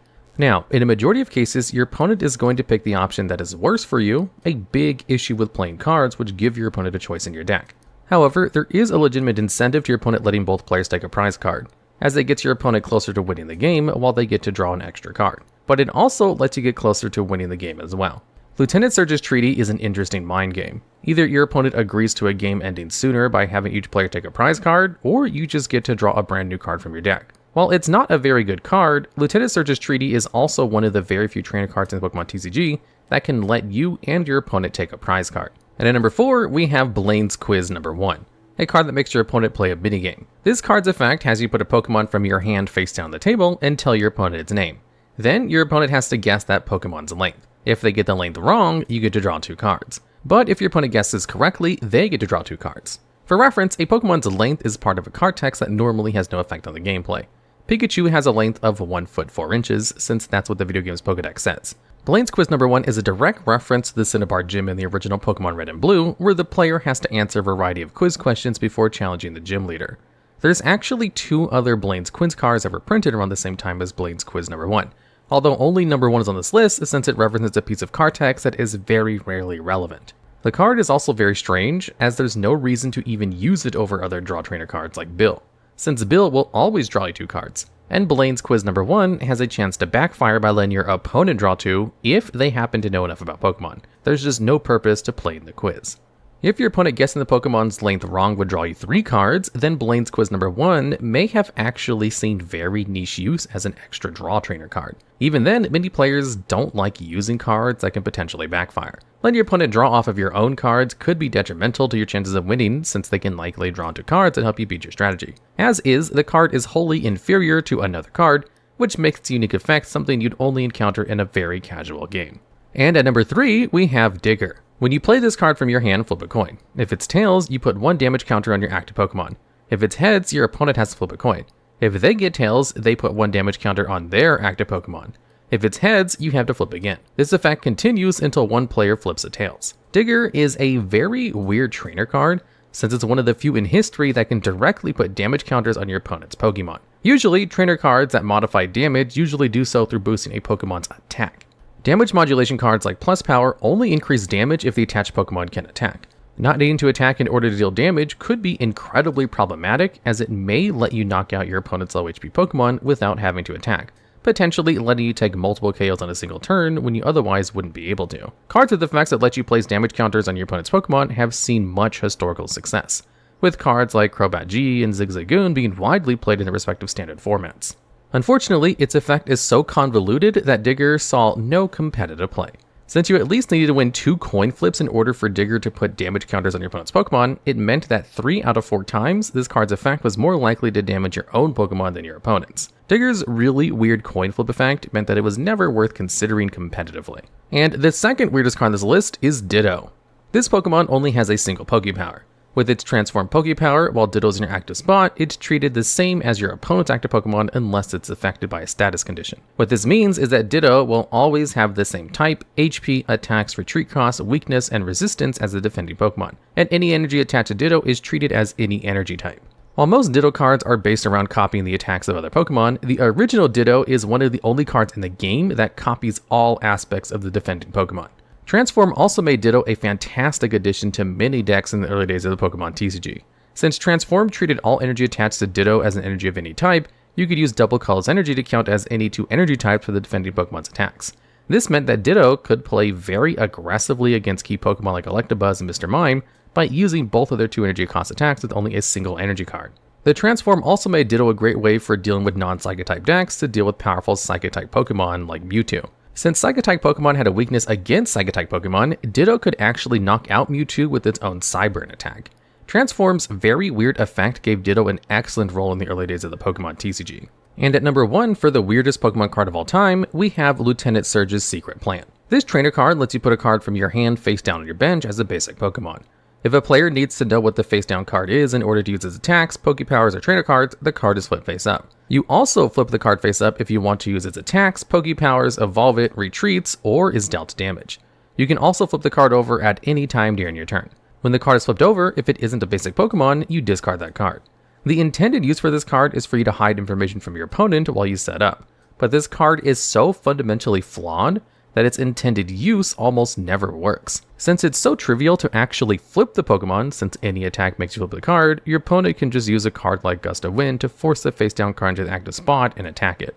The card's mechanics are so weird that many players don't even know why you'd ever want to play it. Lieutenant Surge's Secret Plan is one of those really weird cards that feels like it was printed just because it could be, rather than for any real reason. Then again, maybe the plan behind this card is so secret, not a single person knows how to use it properly. In the earliest days of the Pokemon TCG, there was often a huge difference in power level between basic Pokemon that couldn't evolve and evolutionary Pokemon. Many evolution Pokemon were simply outclassed by basics, or lined up extremely badly into the established early metagame. So today, we're going to look at some of the worst evolution Pokemon from the first 3 sets of the Pokemon TCG. Kicking things off at number 10, we have Marowak. This Stage 1 Pokemon has 60 HP and weak attacks. For 2 fighting energy, Bonemerang makes you flip 2 coins and deals 30 damage for each heads. Also for 2 fighting and 1 colorless, Call for Friends lets you search your deck for any basic fighting type Pokemon and put it directly onto your bench. To understand what makes this card bad, we have to look at Bonemerang's average damage output. While the attack can potentially deal 60 damage for 2 energy, in the early days of the Pokemon TCG, Pokemon cards had a lot less HP than they do now. An attack that dealt 60 damage set up a 2-hit KO on almost every card in the game, and with some damage modifiers could even 1-hit KO meta-relevant threats with 70 HP. Unfortunately, since you have to flip 2 heads to deal 60 damage, there's only a 25% chance for the attack to be this powerful. Half the time you use Bonemerang, it will only deal 30 damage. While 30 damage for 2 energy isn't bad, it's not an effect worth evolving into a Stage 1 Pokemon over. Marowak's viability isn't made any better by its second attack. To illustrate how bad Call for Friends actually is, take a look at a modern card in Hisuian Basculin. For 0 energy cost, this card's Gather the Crew attack lets you put any 2 basic Pokemon from your deck onto your bench for no energy reminder. Marowak has the same attack with a restriction, and it gets 1 less Pokemon, and costs 3 energy cards, and you need to set up a Stage 1 Pokemon. Call for Friend wouldn't be used if it could put any fighting type Pokemon from your deck onto your bench either. The cost is far too unreasonable for such a bad effect. It's also worth noting that Marowak was generally outclassed by Hitmonchan, a card with better HP, lower cost attacks, and a basic Pokemon. Marowak did have some different utility compared to Hitmonchan, most notably its non-psychic weakness and electric resistance. But this isn't enough to give Marowak a legitimate competitive niche. And at number 9, we have another fighting type in Dugtrio. For 2 fighting and 1 colorless energy, Slash deals 40 damage. Also for 4 fighting energy, Earthquake deals 70 damage to defending Pokemon and 10 to all other Pokemon on each player's bench. Dugtrio has some very good merits, but falls short of viability due to many of the issues surrounding evolution Pokemon in the early days of the Pokemon TCG. Slash dealing 40 damage is actually fairly strong. Many powerful colorless and electric type Pokemon were present in the metagame, so the 40 damage would often be 80 damage. When dealing 80 damage, Slash could KO popular Pokemon like Wigglytuff and Electabuzz. Its electric type resistance also meant opposing Electabuzz couldn't meaningfully threaten Dugtrio. However, much like the previous Marowak, Hitmonchan was a far better card used far more frequently. Hitmonchan's Special Punch has the exact same energy cost and damage as Slash, but on a far better Pokemon. While the card lacks electric resistance, most players wouldn't want to leave fighting weak Pokemon on their active spot since a Jab could deal 40 damage for a single energy with weakness. Hitmonchan having Jab was the main reason to never consider playing Dugtrio. Since it took 3 turns of energy attachments to set up Slash, you could use 3 Jabs over the same time frame. Using Jab 3 turns in a row actually deals 20 more damage than not attacking while setting up Slash. This same issue is made even worse when trying to set up Earthquake. An attack which dealt 70 damage and put 10 damage on all of your opponent's bench Pokemon was fantastic, as many strong Pokemon had 70 HP, and the spread damage would bring higher HP Pokemon down to 70 HP. However, since it took 4 turns of energy attachments to use, Earthquake was wildly impractical. You could use a card like Electrode, whose Pokemon power lets you KO itself and attach it to one of your Pokemon as a special energy, which counts as 2 of those chosen type, but this would still leave your Pokemon heavily vulnerable to super energy removal. Much like many other cards on this list, Dugtrio was just too slow to set up and outclassed by a superior basic Pokemon. And at number 8, we have Electrode. For 2 colorless energy, this card's tackle attack does 20 damage. Its second attack, Chain Lightning, is far better. For 3 electric energy, Chain Lightning deals 20 damage plus 10 to each bench Pokemon that shares a type with the defending Pokemon, unless the defending Pokemon is colorless type. There's nothing interesting to talk about in regards to tackle. An attack which deals 20 damage for 2 energy simply isn't good when basic Pokemon can deal the same damage for a single energy. In the Pokemon TCG's early history, there weren't a lot of ways to damage a bench Pokemon outside of bringing it to the active spot with Gust of Wind. Since the damage to the bench is very valuable, it lets you circumvent your opponent's active Pokemon and attack whatever you want. But most bench damaging attacks were horribly overcosted. Chain Energy is a shining example of an attack that would be significantly better if it costs 1 less energy. Dealing 20 damage to your opponent's active Pokemon for 3 energy is simply awful. Not to mention, the 3 energy attack costs made setting up an Electrode extremely vulnerable against super energy removal, as this single trainer card could set you behind 2 entire turns of progress. Chain Lightning would also damage your own Pokemon that shared a type with the defending Pokemon, giving it another brutal downside. Also, colorless type Pokemon like Wigglytuff were extremely powerful and common in the metagame due to the versatility. Against one of these Wigglytuff decks, Electrode was dead weight. Much like every other card on this list, Electrode was also outclassed by a superior basic Pokemon of the same type, in this case Electabuzz. Electrode was not only bad, but wholly outclassed. And at number 7, we have Vileplume. This Pokemon has both a middling attack and a bad ability. Once per turn, with its heal Pokemon power, you can flip a coin. If heads, you get to heal 10 damage from one of your Pokemon. For 3 grass energy, Petal Dance lets you flip 3 coins and deal 40 damage for each heads. While Vileplume can be a decent attacker with solid utility, all parts of this card being tied to coin flips makes it one of the most unreliable Pokemon to use. The heal Pokemon power can be very strong. Oftentimes in the Pokemon TCG, the difference between getting a 2-hit KO or not is a single damage counter. Having a card which could reliably disrupt 2-hit KO math isn't the most impactful, but would garner some kind of niche. However, since heal needs you to win a 50-50 coin flip, the effect won't actually have any benefit half the time. The format of the game's early history was also slow enough that having your 2-hit KO become a 3-hit KO wasn't particularly worrying. While you could set up multiple Vileplume on your bench to give you more chances for heal to actually happen, or increase the healing you could do in a turn, getting a single Stage 2 Pokemon to play already took time and effort, due to needing each previous stage of the Pokemon. The early stages like Oddish were incredibly vulnerable to being switched into the active spot by Gust of Wind and KO'd. Petal Dance has a similar issue with unreliability. While capping at 120 damage is excellent, and one-hit KOs all Pokemon in the format, there's only a 1 in 8 chance of flipping all 3 heads needed for that massive damage. Vileplume is also vulnerable to energy disruption due to its high attack cost. There's better uses of 3 energy that aren't setting up an attack as unreliable as Petal Dance. If you could always flip heads on a coin toss, Vileplume would be an outstanding card, but that's just not how probability works. Vileplume will frequently not function to its full potential, and never saw competitive play as a result. And at number 6, we have Nidoking. This Stage 2 Pokemon has 90 HP and 2 bad attacks. For 1 grass and 2 colorless energy, Thrash deals 30 damage, and you flip a coin. If heads, the attack deals 10 more damage. If tails, Thrash deals 10 damage to Nidoking. Also for 3 grass energy, Toxic deals 20 damage and poisons a defending Pokemon. When poisoned with Toxic, the Pokemon's owner puts 2 damage counters on it between turns instead of the usual 1. Thrash is a fairly decent attack with reasonable damage. Since double colorless energy is in the format, Thrash can actually be used after only 2 energy attachments instead of 3. The potential for 40 damage off of just 2 attachments is powerful, but not as a payoff for a Stage 2 Pokemon. Electabuzz has an attack that is functionally identical in Thunder Punch, but costs 1 less colorless energy. Electabuzz uses the Thunder Punch as a means to deal high damage as early as possible, something that can't be reliably done with an evolution Pokemon like Nidoking. A basic Pokemon having a wholly superior version of attack of a Stage 2 Pokemon is a good sign that the Stage 2 isn't particularly strong. Its other attack, Toxic, is also fairly weak. Since Toxic Poison effect deals 20 damage in between turns as long as the defending Pokemon doesn't switch out of the active spot or evolve, the first time you use Toxic on a Pokemon, it'll deal 20 damage plus 20 more in between the turns. If your opponent's Pokemon doesn't retreat or evolve during their turn, it'll take 20 more damage. If your opponent can't switch the active Pokemon during their turn, and you get to deal 40 damage in between turns, Nidoking is actually pretty good. The problem with Toxic is that the attack relies on your opponent not doing anything to maximize its value. While evolution cards aren't particularly common in the metagame, many players are okay with discarding energies attached to active Pokemon in order to retreat it, especially since most strong decks use Pokemon with either retreat cost of 1 or no retreat cost at all. If you aren't dealing more than 40 damage to Toxic, the attack becomes very average and not worth building your deck around. Another important aspect of Nidoking that led it to being on this list is that it has a Psychic type weakness.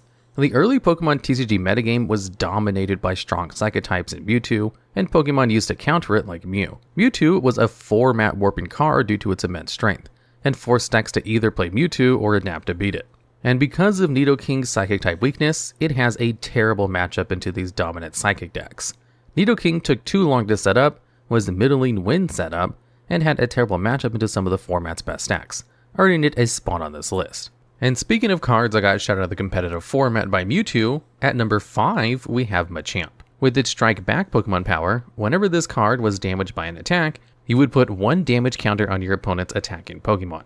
For 3 fighting and 1 colorless energy, Seismic Toss dealt 60 damage. While being a fighting type Pokemon meant that Machamp could hit for weakness against many strong colorless or electric type Pokemon, it also gave this card a crippling psychic type weakness. While Strike Back makes low damage attacks bad against Machamp, as you'll get more damage counters out of the Pokemon power over time, Mewtwo's Psyburn will deal 80 damage and 2-hit KO Machamp. When Strike Back only puts 2 damage counters on a Pokemon, it isn't a very good Pokemon power. It's also worth noting that Strike Back doesn't work if Machamp was affected by a status condition when attacked. So effects like Magmar's Smog attack could actually prevent any damage counters from being put on your opponent's Pokemon. Of course, a bad Mewtwo matchup isn't the only bad part about this card. Much like all other 4-cost attacks talked about previously, the card was easily disrupted by super energy removal. Machamp, like most other fighting type Pokemon released at the time, was also outclassed by Hitmonchan due to the basic Pokemon being able to attack far sooner and more efficiently. Simply put, the early format of the Pokemon TCG couldn't be more hostile to Machamp. And at number 4, we have Victreebel.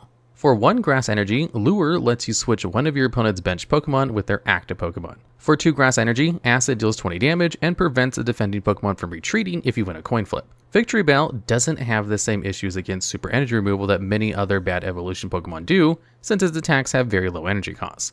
Unfortunately, those attacks aren't worth using. While both of Victreebel's attacks have decent utility, there are other cards which outperform these attacks.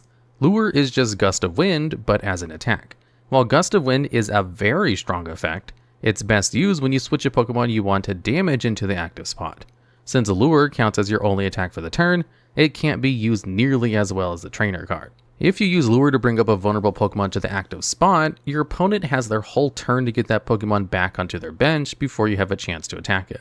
Acid also doesn't do particularly much, and would have likely been balanced if it prevented your opponent from retreating without needing to flip coins. As is, Acid is an unreliable means to lock a Pokemon in the active spot while dealing alright damage. There isn't anything interesting about Acid. Its effect is unreliable and not very impactful whenever it works, and doesn't deal significant damage to justify setting up a Stage 2 Pokemon. In fact, Acid is far worse than other lock tools like Lickitung's Tongue Wrap, which deals 10 damage for 1 energy and could prevent your opponent's Pokemon from doing anything by paralyzing it. There's just nothing worthwhile about Victreebel, so it earns a spot on this list. And at number 3, we have Hypno. For 1 Psychic Energy, Prophecy lets you look at the top 3 cards of your deck and put them back in any order. For 3 Psychic Energy, Dark Mind deals 30 damage to the active Pokemon and 10 damage to your opponent's bench Pokemon. If Hypno were a basic Pokemon, it may have well had a very small niche in Psychic type decks. As a Stage 1 Pokemon, this card was one of the worst possible Pokemon to bring to a competitive event in the game's early history. Something immediately obvious to a player experienced with the format is that Hypno's attack costs almost perfectly match Mewtwo's while having inferior effects, where Energy Absorption lets you proactively accelerate energy to Mewtwo as early as the first turn, and allows for fast Cyburn attacks that 2-hit KO much of the metagame. Prophecy lets you pick the best card on top of your deck to draw on your next turn, and Dark Mind can't 2-hit KO common 70 HP Pokemon. Since it's not really fair to compare a terrible card to one of the best cards at the time, here's a Dark Golduck that released 1 set after Hypno. Not only does Third Eye draw 3 cards for a single energy, although it has a slight cost, Super Psy deals 20 more damage, which picks up 2-hit KOs against far more Pokemon than Dark Mind could. Hypno having the superior 90 HP doesn't really matter since its Psychic type weakness makes it far more vulnerable against many common threats. Overall, Hypno is just bad and outclassed in every way by multiple different cards. And at number 2, we have Amistar. This Stage 2 Pokemon has 2 attacks that are both downgrades from other Pokemon. For 1 Water and 1 Colorless Energy, Water Gun deals 20 damage plus 10 more for each Water Energy attached to itself that isn't paying for the attack's cost. What this means is that any Water Energy attached to this card beyond the second will add 10 damage to Water Gun's attack. Also, you can't add more than 20 damage to Water Gun by its own effect. For 2 Water Energy, its second attack Spike Cannon makes you flip 2 coins, and deals 30 damage for each hex. Spike Cannon is bad for the same reasons Marowak's Boomerang was at the start of this list. The damage simply isn't reliable, and thus isn't worth using on a regular basis. This downside is especially bad since Amistar is a Stage 2 Pokemon and takes an entire extra evolution card to get going. If you were trying to play Amistar, you could mostly use Water Gun for its more reliable damage output and ease of setting up. With Blastoise's Rain Dance Pokemon power, you could attach as many Water Energy cards from your hand to your Pokemon as you'd like. This makes powering up Water Gun to its full 40 damage very easy. However, Blastoise has a superior version of Water Gun as its attack. For 3 Water Energy, a Hydro Pump deals 40 damage plus 10 more for each excess Water Energy attached to itself, capping out at 60 damage. With Amistar's attack being outclassed by the Pokemon that best enables it, there's no reason to even consider using this card in a competitive setting. What's ironic though is that Amistar isn't even the worst fossil Pokemon on this list. Finally, as the worst evolution Pokemon from the earliest Pokemon sets, we have Kabutops. For 2 Fighting Energy, this card can use Slash for 30 damage. For 4 Fighting Energy, Absorb deals 40 damage and then heals Kabutops for half the damage dealt this way. Kabutops having the Absorb attack shows that the card was somewhat intended to be this hard-hitting Pokemon that would be difficult to KO through its self-healing. Sadly, the card only had about 60 HP, which is a miserably low amount for a Stage 2 Pokemon. Even if you manage to set up Absorb and get multiple attacks off, the low HP stat meant the card could get KO'd by many attacks.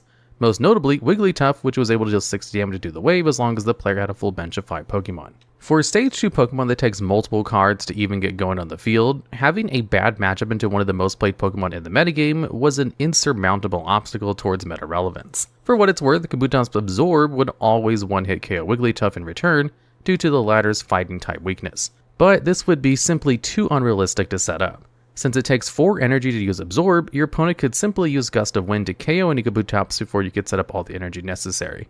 Even if you used a card like Electrode to speed up energy attachments at the cost of your opponent getting a prize card, Kabutops is just too easy to KO.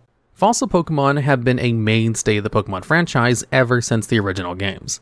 Almost every generation of the video games has players pick between 2 fossil items which can be brought back to life as Pokemon join their party. As such an iconic part of the Pokemon world, it only made sense for the fossil mechanic of turning items into Pokemon to be represented in the trading card game.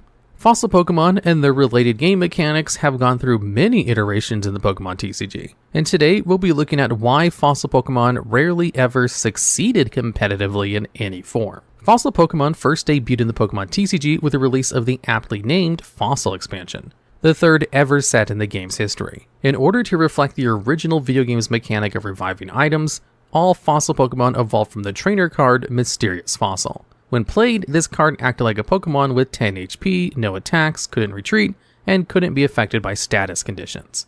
Also, during your turn, you could discard this card from your bench or active spot at any time. 10 HP is the lowest possible HP a card could have in the TCG, making Mysterious Fossil the easiest card in the game to remove from the board. To offset this, your opponent took no prize cards when it was KO'd. Mysterious Fossil being a trainer card instead of a regular Pokemon was not irrelevant, and oftentimes made this card significantly worse than any real Pokemon. There were both fundamental rules of the game and individual card interactions that negatively affected this card's playability, or were otherwise just strange. When setting up the game, players put basic Pokemon from their opening hand face down on the active spot in their bench before flipping them face up to start the game. Due to some rules weirdness, you actually could begin the game with Mysterious Fossil. But if Mysterious Fossil was the only playable Pokemon in your hand, you were actually able to mulligan as if you had no playable Pokemon. This weird mulligan rule could theoretically be abused, although it rarely happened in practice. The issue of fossil cards interacting poorly with other cards due to being items instead of regular Pokemon would plague these cards throughout the game's lifespan. This issue is at its worst when it comes to cards which search Pokemon out of the deck. This was first seen with Pokemon Trader. Since Mysterious Fossil was a trainer card while in the deck, it made searching it very difficult. Evolution decks rely on getting multiple copies of their basic stages into play. Outside of the downside of having a trainer card as their basic Pokemon, fossil Pokemon started off with one other issue. Most of the original fossil Pokemon just weren't very good. Of the first fossil released, Aerodactyl was the only card to have any kind of metagame relevance. While in play, this card's prehistoric power, Pokemon power, prevented both players from evolving their Pokemon. If an Aerodactyl player was against a deck using many fighting type Pokemon, this card's fighting type resistance made it very difficult to KO. Wing Attack was also a fine attacking option in a pinch, as its cost could be worked towards by double colorless energy. Aerodactyl fit into the already popular and powerful Haymaker decks of the time. These strategies focused on using fast attacking basic Pokemon such as Hitmonchan, Scyther, and Mewtwo, backed up by energy removal cards to beat down slower decks. Haymaker dominated the game's earliest metas due to being far more efficient, aggressive, and more resilient to destruction than evolution decks were. If a player's local metagame had many evolution strategies, including a few copies of Mysterious Fossil and Aerodactyl could trivialize matchups, like Rain Dance Blastoise for example. However, against other Haymaker decks, or other strategies built around basic Pokemon like Lickitung Stall, Aerodactyl was almost useless. Even against those evolution decks, the card should favorably match up into. Players could just KO the very weak Mysterious Fossil with a gust of wind and any attack. Due to how polarizing its matchups were, many players just wouldn't use Aerodactyl despite the strength of prehistoric power. As for the other two fully evolved fossil Pokemon, Kabutops and Omastar are amongst some of the worst Stage 2 Pokemon in the TCG's history. Both of these Pokemon had lower HP than commonly played basic Pokemon, and worse attacks than other Stage 2 Pokemon. Even their Stage 1 pre-evolutions were terrible. Kabuto was at least somewhat annoying to KO thanks to its Pokemon power having all damage dealt to it, but the effect rarely mattered when the Pokemon only had 30 HP. Ammonite was even worse off, having a measly 40 HP with no defensive utility. For whatever reason, the design of the first wave of fossil Pokemon treated them almost like a stage below what they actually were. Kabuto and Ammonite were weaker than many evolving basic Pokemon, and their evolutions were more on par with Stage 1 Pokemon than other Stage 2 cards. One of the intended upsides to fossil Pokemon was that Mysterious Fossil wouldn't give up prize cards when KO'd, and thus disincentivize your opponent from targeting it down until you were set up. But with such weak evolutionary stages, this benefit never mattered. When new versions of these fossil Pokemon were released in the Neo Discovery expansion, many issues with the original cards were addressed. First and foremost, the individual fossil Pokemon were much better than the original. The new Kabutops and Omastar were far more in line with what a Stage 2 Pokemon should look like. The former's Hydro Cutter attack could deal up to 120 damage if you had 3 energy cards attached and won all of your required coin flips. Omastar had a similar attack, except it had no damage cap, allowing for potential KOs through sheer brute force. Granted, attacks which rely on coin flips have never been particularly strong due to their unreliable nature, but the potential did exist for these cards to be decent, especially when you took a look at their Stage 1 forms. Ammonite played into one of the inherent strengths of Mysterious Fossil being the starting form of the 3 evolutionary lines, while providing much needed utility for fossil Pokemon. This card's Revive Fossil Pokemon power lets you flip a coin. If heads, you can search your deck for any Pokemon that evolves from Mysterious Fossil and put it directly onto your bench. Kabuto had a similar Pokemon power, but it could only search another Kabuto. The main strength of this card was allowing players to circumvent having to go through and finding and playing a trainer card before setting up their Pokemon. Although reliant on a coin flip, a single Ammonite could find another Ammonite out of your deck, which could then use its own Revive Fossil Pokemon power. It's not the most reliable effect, only working half the time it's used, but Pokemon that set up additional copies of themselves have always been good throughout the game's history. This card also helped boost the consistency of any deck trying to leverage multiple fossil Pokemon evolutions. Mysterious Fossil being the base form of so many evolutionary lines had always allowed players to play these different evolutions in the deck without having to play different basic Pokemon. But there wasn't much of a reason to, and it was generally inconsistent. Ammonite gave players a way to try and find whatever fossil evolution they needed from the deck, and it wasn't the only new card in this set to do so. Fossil Egg was a trainer card which lets you flip a coin. If heads, you put a Pokemon that evolves from Mysterious Fossil from your deck or hand directly into your bench. This card gave fossil Pokemon decks a much needed consistency tool. Unfortunately, the effect being restricted to a coin flip really limited just how good a fossil deck could be, and Fossil Egg only ever saw fringe competitive play as a means to set up Aerodactyl and Steelix decks to allow the latter Pokemon to use its basic stage Onix's Rage attack. In fact, during this era of the TCG, fossil Pokemon were just not played. The cards were just too reliant on coin flips to ever be competitively viable. Matters were also made worse by the fact that Mysterious Fossil, being a trainer card instead of the Pokemon, was a significant detriment during a time when Slowking Trainer Lock was dominating the competitive scene. This card did, however, mark the start of a trend for fossil Pokemon. Whenever a new fossil Pokemon released, there were always new trainer cards to help support the archetype. The next time the TCG released more fossil Pokemon was in the Skyridge expansion, the final set of the E-Reader block. Once again, these cards fell short of being competitively viable for a myriad of reasons. Firstly, the E-Reader block was intentionally much less powerful than other sets had been previously as a means of toning down power creep. This set shifted the game towards a slower pace with the introduction of supporter cards you could use once per turn, as well as toning down the strength of basic Pokemon to allow slower evolution decks to be more playable. In this new environment, fossil Pokemon received a new card meant to bolster the archetype. Buried Fossil is a bit of a weird card, but aimed to help alleviate some of the issues with fossil Pokemon. Firstly, it was a real basic Pokemon with 30 HP and a retreat cost of 1, meaning you could start the game with it in play and it didn't have any strange interactions with cards that cared about trainers. It also meant that cards like Pokemon Fan Club could finally search the basic stage of a fossil Pokemon. Buried Fossil itself was also a consistency tool, since you could use its Reconstruct Pokepower to exchange a basic energy in your hand for either a Kabuto or Ammonite from your deck. This wasn't the only card released in Sky Ridge to help boost fossil Pokemon decks.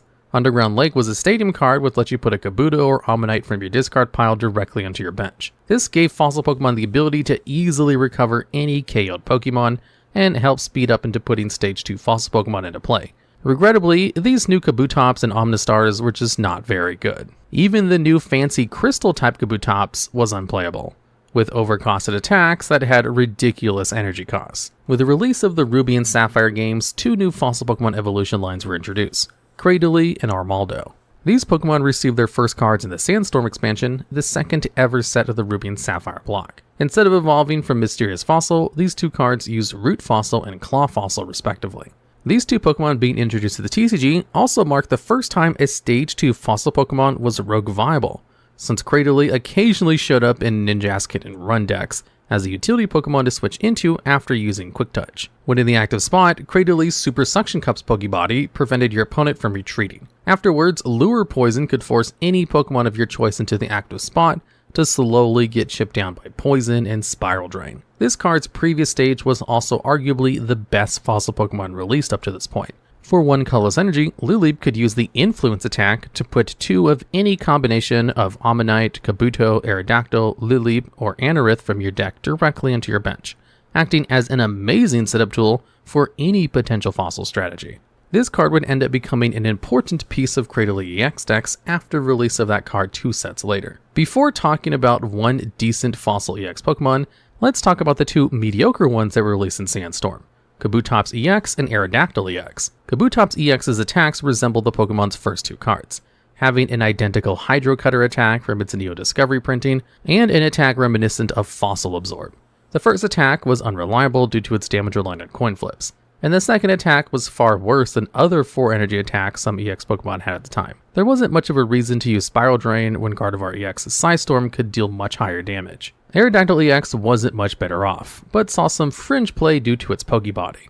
Primal Lock prevented your opponent from attaching any Pokemon tools to their Pokemon and discarded any that were already attached before you played Aerodactyl EX. This effect is fine, but not something players found important enough to go out of the way to include this card in their decks. There just weren't that many commonly played tool cards at the time worth disabling. Its attacks weren't anything special either, so the card saw very fringe play.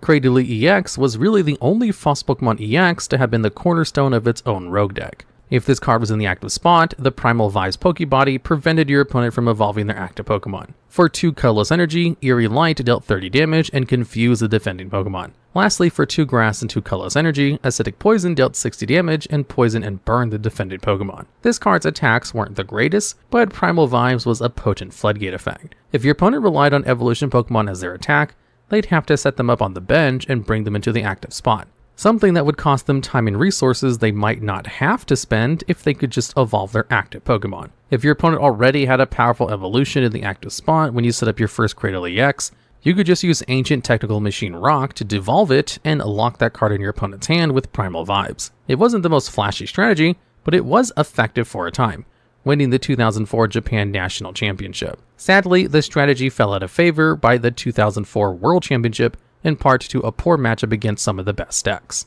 That's not to say no fossil cards made the top 8 of the World Championship though, because Root Fossil, Claw Fossil, and Mysterious Fossil all made the top 8 of the event in a Wailord EX deck.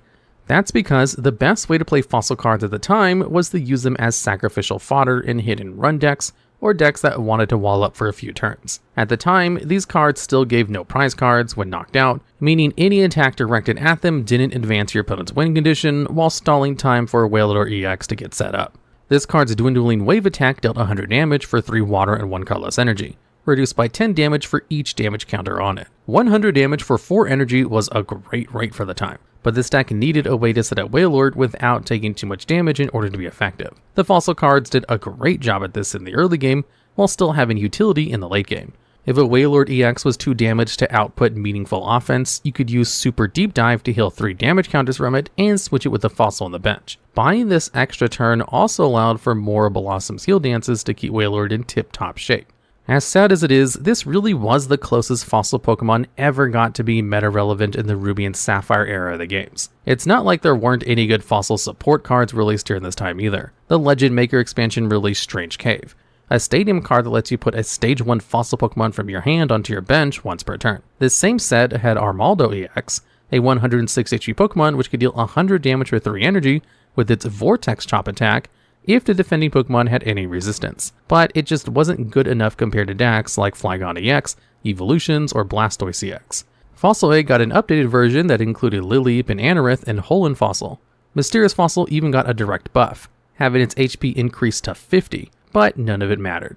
3 generations into the Pokemon TCG's history, and fossil Pokemon still had never carved out a competitive niche. Fossil Pokemon mechanics would get a slight change going into the Diamond and Pearl generation of the Pokemon TCG. First, and most importantly, fossil cards now gave up prize cards when knocked out. No longer could they be used to wall up in hit and run decks. Now they were pretty much just basic Pokemon with no attacks. Another minor change to fossil Pokemon was that now every individual evolution line had their own fossil card. Aerodactyl had Old Amber, Kabutops had Dome Fossil, Amistar had Helix Fossil, etc, etc. Fossil Pokemon also received a pretty good supporter card to bolster the archetype in Fossil Excavator. This card lets you search your deck or discard pile for any trainer with a fossil in its name, or any stage 1 or 2 Pokemon that evolved from a fossil and put it into your hand.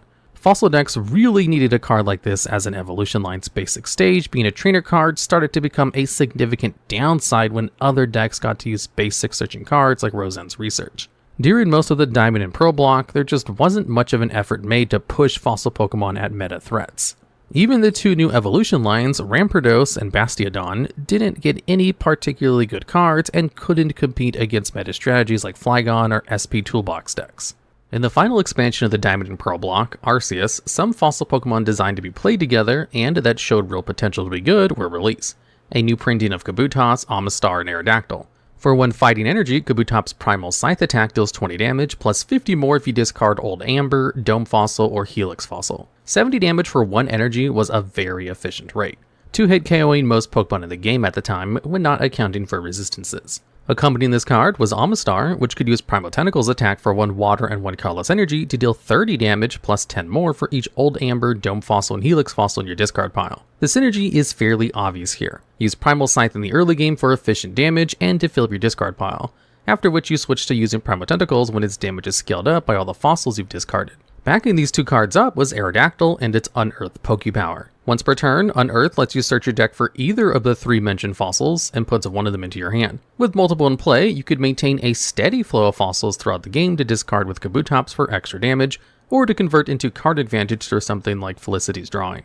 The fossils themselves weren't bad either. Dome Fossil and Helix Fossil let you evolve them straight into Kabuto or Ammonite from your deck whenever you attach the proper energy to them. Kabuto even set up your evolutions for the following turn with its fast evolution attack. Up to this point, this is the most a fossil Pokemon deck has been pushed. So why didn't it see any competitive play? The answer is simple. A card named Spiritomb was released in this same set. This card's Keystone Seal Pokebody prevented any player from playing trainer cards while it was in the active spot. It also had the Darkness Grace attack for no cost, which let you evolve one of your bench Pokemon from your deck. Spiritomb was one of the most commonly played Pokemon from the time it was released, up until it rotated out of the standard format due to its incredible utility in evolving strategies by both slowing down the pace of the game and setting up your own Stage 1 or Stage 2 Pokemon. This card completely shut down any fossil strategy, because Keystone Steel prevented players from putting any fossils onto their bench. Needless to say, when almost every deck is playing a hard counter to fossil Pokemon, they never had a chance at being meta-relevant. Going into the black and white generation of the TCG, fossil Pokemon got a never-before-seen shakeup to their mechanics. Now, fossil Pokemon had their own unique stage, being called Restored Pokemon. These cards couldn't be put directly into the bench, and instead had to be put into play by the effect of the new fossil cards. These cards had you look at the bottom 7 cards of the deck and allowed you to put any one of their corresponding Pokemon directly onto the bench. There's a few problems that are immediately apparent with this design. Firstly, what if your fossil card doesn't reveal any of the needed Pokemon? Too bad. A card in your hand was just useless. Secondly, what happened if you had some of your restored Pokemon in your hand? That really sucks because they're useless.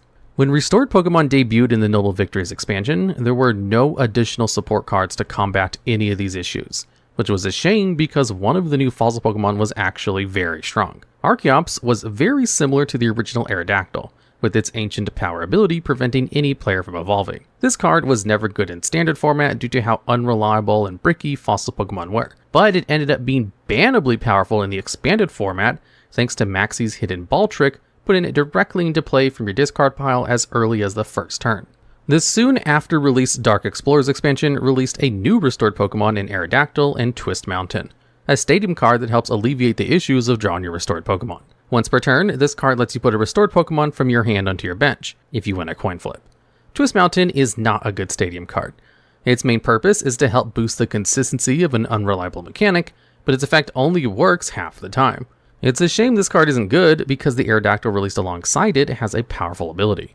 The Ancient Stream ability causes your Pokemon's attack to deal 10 extra damage to the defending Pokemon. Permanent, unconditional damage boosts like this ability provided are extremely rare due to how powerful they can be. Even with Twist Mountain and Old Amber Aerodactyl being unreliable, the Ancient Stream was so strong that some players tried playing them alongside Tornadus EX for incredible early damage with Blow-Through. If Twist Mountain's effect wasn't coin flip reliant, Aerodactyl would have likely seen some competitive success.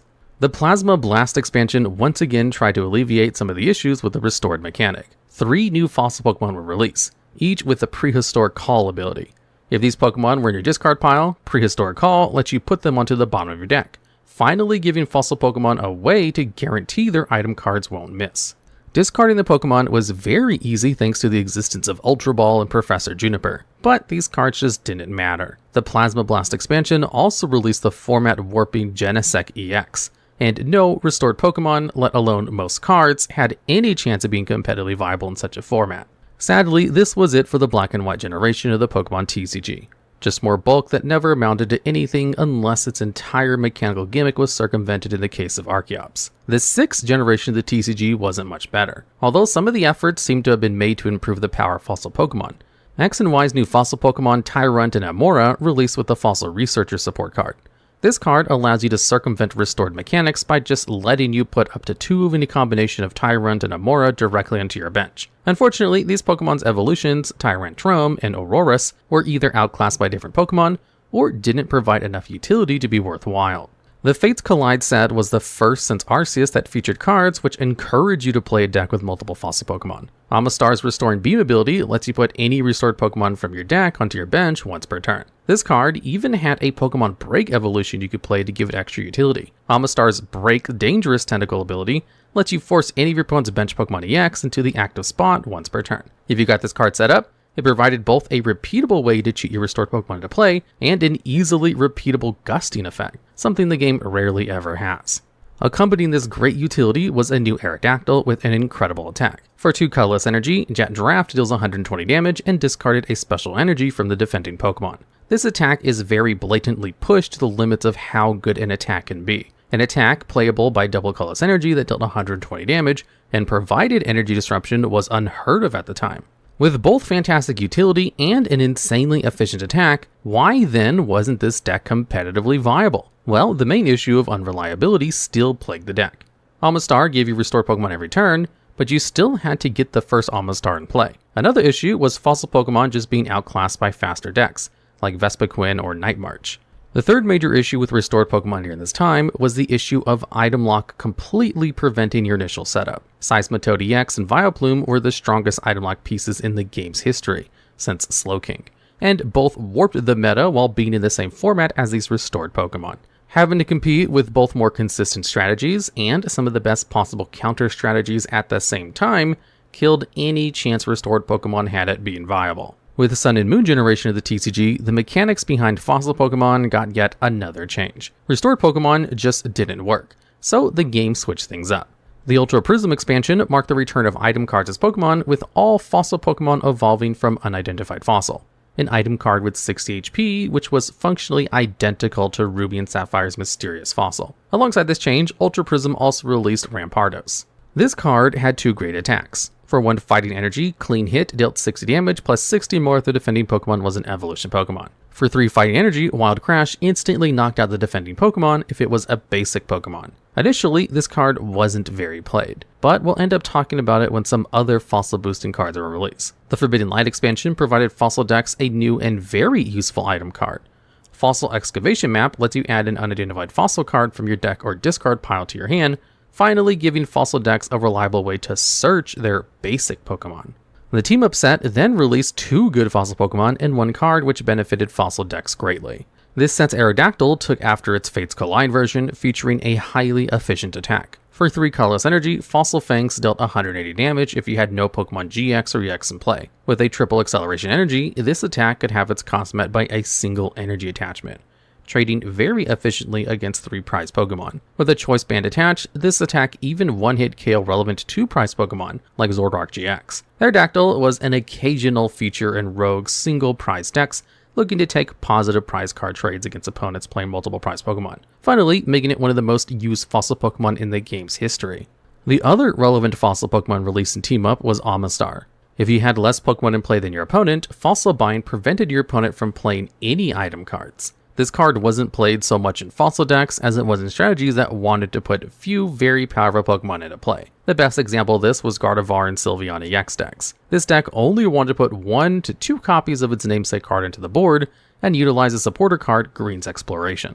This card lets you add any 2 trainer cards from your deck to your hand, and over the course of 2 turns could set up an Amistar. For example, you could play Greens to add Unidentified Fossil and add another copy of Greens. Then, on the follow-up turn, you could play the supporter and search out Rare Candy and Pokemon Communication to search Amistar.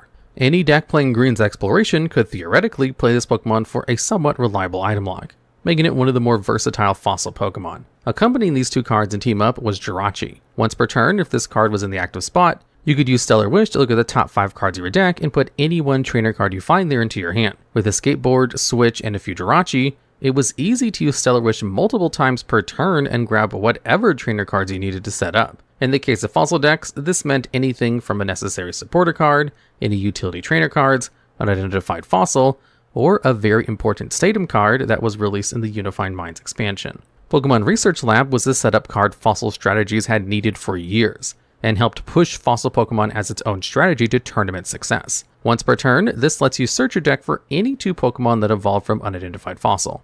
Put them onto your bench, and then your turn ends. Ending the turn may sound like an enormous downside, but on the first turn when you couldn't attack, it didn't matter. It also helped that during the Sun and Moon era, the player going first was allowed to play a supporter card on their first turn.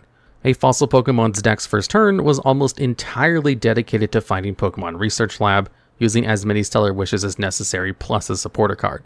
At the end of the turn, this card would put whatever fossil Pokemon you needed to advance your game plan on top of whatever cards are drawn to set up for the next turn. Some fossil decks could even use Pokemon Research Lab for multiple turns before attacking. Of the various ways to play fossil decks at the time, the previously mentioned Rampardos was the most successful. Wild Crash lined up exceptionally well against the tag team-dominated 2019 Worlds format. These Pokemon were all basic Pokemon and gave up 3 prize cards, meaning all a Rampardos player had to do to win the game was use Wild Crash twice. There weren't any ways to accelerate fighting energy at the time, and Rampardos was likely to get KO'd with how strong tag team attacks were, so setting up Wild Crash wasn't the easiest. This is where the deck liked utilizing other fossil evolution lines. While in the active spot, Aerodactyl GX increases defending Pokemon's attack cost by 1 colorless, and this card could be put directly into play by Pokemon Research Lab. Against decks with no easy way to get the extra energy to play for their attacks, this card could give you an extra turn to set up Rampardos. Carracosta filled a similar niche, although a bit more specific. This card's ancient customs ability prevented the effects of all Pokemon Tool cards attached to opposing Pokemon. Against opposing Jirachi decks, disabling a Skateboard could potentially trap that Pokemon in the active spot, buying time. If your opponent's on a slow start, limiting your board presence to enable an Amistar item lock was also a valuable means of stifling their setup. There were even ways to help decrease the energy demands of Wild Crash. Karate Belt reduces Rampardos' attack cost by 1 fighting energy if behind on prize cards, something the deck frequently was due to requiring lots of setup. Speaking of setup, if you had 3 or more Stage 2 Pokemon in play, Super Boost Energy could single-handedly fulfill Wild Crash's attack cost. Make no mistake, this deck wasn't exactly meta. but it was good enough to see occasional tournament success, with German player Tobias Thessing bringing the strategy to a top 64 finish at the 2019 World Championship. For Fossil Pokemon as its own standalone archetype, the Sun and Moon era of the TCG was at its high point. In the Sword and Shield generation of the TCG, Fossil Pokemon unfortunately went back to being mostly pack filler. The new Fossil Pokemon from this generation were given their own unique card they evolved from in Rare Fossil, which was really just unidentified Fossil with 10 more HP. The reason for this change was likely balance concerns. The new Fossil Pokemon were all Stage 1, and the game designers probably didn't want players to get multiple Arctozolt into play on their first turn. This card's Biting Whirlpool ability puts 2 damage counters on an opponent's Pokemon whenever they attach an energy card from their hand to it, and getting multiple copies of this ability into play in the first turn might have been problematic. Being unable to use the best Fossil support cards made these cards just not worthwhile. It wasn't until the Silver Tempest set, one of the last in the Sword and Shield block, that Fossil Pokemon received both some kind of support or playable card. Amistar V's Primal Guidance attack costs 1 less colorless energy and lets you put any 2 Pokemon that evolve from a Fossil card onto your bench. Although reminiscent of Pokemon Research Lab, this effect requiring both an energy to use and, more importantly, being tied to a 2-price Pokemon that provided no other utility just made it pretty bad. As for the good Fossil Pokemon, Silver Tempest introduced yet another Archeops with a fantastic ability. Once per turn, Primal Turbo lets you attach any 2 special energy cards from your deck to one of your Pokemon. Primal Turbo is one of the best abilities in the game's history and is very clearly broken. This card was made as powerful as it was, specifically to be played alongside Lugia V-Star, which was released alongside it. Lugia V-Star's once per game V-Star power lets you put any 2 colorless Pokemon without a rule box from your discard pile into the bench. These 2 cards were designed from the ground up to be a meta strategy. Lugia cheats multiple Archeops into play, and Primal Turbo gives you an unmatched amount of special energy to do whatever you want with. Ever since the release of Silver Tempest, this deck has been a staple of the competitive metagame. Headed into the Scarlet and Violet generation of the TCG, the Fossil mechanic received yet another change. Once again, each Fossil evolution line is getting back to their own unique item, each with a unique ability. The Fossil Pokemon released so far have once again held the role of pack filler, but this may change with future releases. The Scarlet and Violet block isn't ending anytime soon, so it's still possible this generation will feature some good new Fossil Pokemon. Fossil Pokemon are a strange failed mechanic. There's been a lot of iterations of exactly how they've worked throughout the years, and none of them are necessarily bad, outside of Restored Pokemon. Restored Pokemon is genuinely one of the worst mechanics the Pokemon TCG has ever had, and there are many good reasons why this mechanic was retired. That's not to say Fossil Pokemon evolving from items is completely without downsides. From a flavor perspective, this mechanic is a home run. Having to evolve your Kabutops or Rampardos from an item card captures the process of getting a Fossil Pokemon in the video games perfectly. From a gameplay perspective, there are many issues. The issue that has often most plagued Fossil Pokemon is the inability to search your first stage with standard consistency options. Historically, good setup cards like Nest Ball, Level Ball, or Roseanne's Research straight up don't work with Fossil cards. If the Pokemon Company ever wanted a Fossil deck to be good in the modern age of the TCG, Step 1 would be giving the deck some equivalent to Buddy Buddy Poffin that works with just fossils, or bring back Pokemon Research Lab.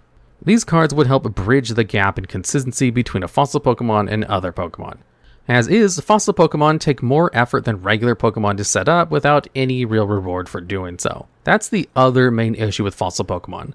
The individual cards associated with each evolution line just often aren't good. This isn't necessarily a bad thing. Not every card is meant to be competitive. The most recently released Cradily is a great example of this.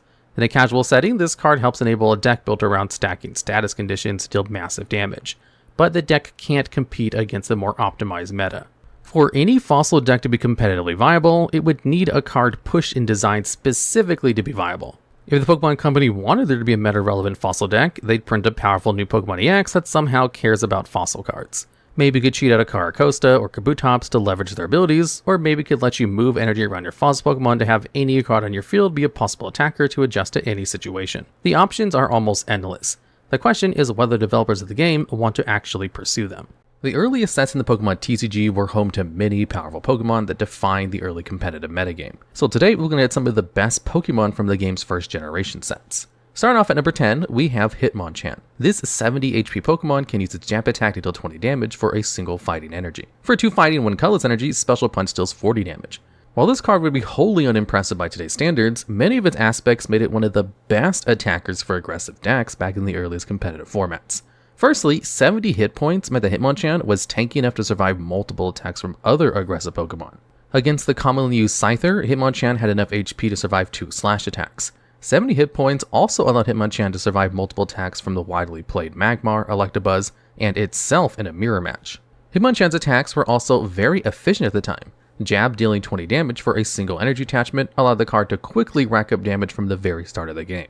Since the rules of the time let you attack on your first turn, a 1 energy cost attack lets you put some pressure on your opponent's Pokemon for very little investment. As an efficient attack for only 1 energy attachment, Hitmonchan played well with and against energy denial cards like Super Energy Removal, a card which could be devastating for certain decks with its effect to discard 2 energies from an opponent's Pokemon at the cost of discarding 1 energy from one of yours. Hitmonchan's type also aided its ability to threaten early KOs on many meta-relevant Pokemon. As a fighting type, its attacks dealt twice as much damage to the aforementioned Electabuzz and Wigglytuff, allowing for a 2-hit KO without any other damage modifiers. Hitmonchan's type was so effective at hitting opposing Pokemon for weakness that the card became a staple in aggressive strategies just for that purpose. Hitmonchan was so influential that some cards had a significant portion of their competitive viability determined by how well they matched up into the fighting type. Scyther, for instance, saw play in a slew of strategies as its fighting type resistance meant that Jab would deal 0 damage to it. Widely played Psychic-type Pokemon like Mewtwo also give Hitmonchan problems, as its Psyburn attack would deal 80 damage and one-hit KO the fighting type due to its Psychic weakness. Even so, Hitmonchan's ability to very efficiently threaten colorless and electric-type Pokemon made it a meta-game staple in the earliest tournaments. Although the card would fall off in play sooner compared to other cards of this list, its reputation for those earliest days makes it a great card to start this list off with. And at number 9, we have Blastoise. This Stage 2 Pokemon had the Rain Dance Pokepower in the Hydro Pump attack. Rain Dance allowed you to attach as many water energy cards from your hand to your Pokemon as you liked during your turn, allowing the player to get around the usual restriction of only attaching 1 energy card per turn. And for 3 water energy, a Hydro Pump would deal 40 damage plus 10 more for each water energy attached to Blastoise that didn't pay for its energy costs. What this meant was that Blastoise with 5 water energy attached to it would deal 60 damage with its Hydro Pump. Also, Hydro Pump couldn't add more than 20 extra damage with the effect, so it was capped at 60 damage. Rain Dance gave Blastoise strategies a legitimate niche over other popular decks in the metagame.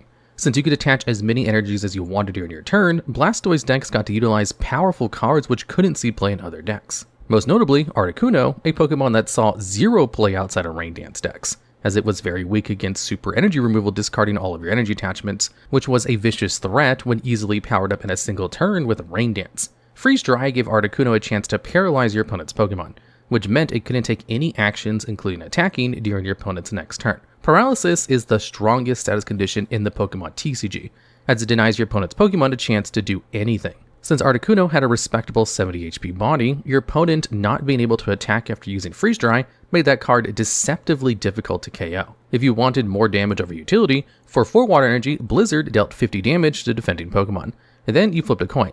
If heads, it also dealt 10 damage to all of your opponent's Pokemon. If tails, it dealt 10 damage to all of your bench Pokemon instead. Regardless of the downside, 50 damage was enough to 2-hit KO a majority of Pokemon in the metagame. Although Rain Dance decks were very powerful once set up, they often had a lot of issues getting to that point.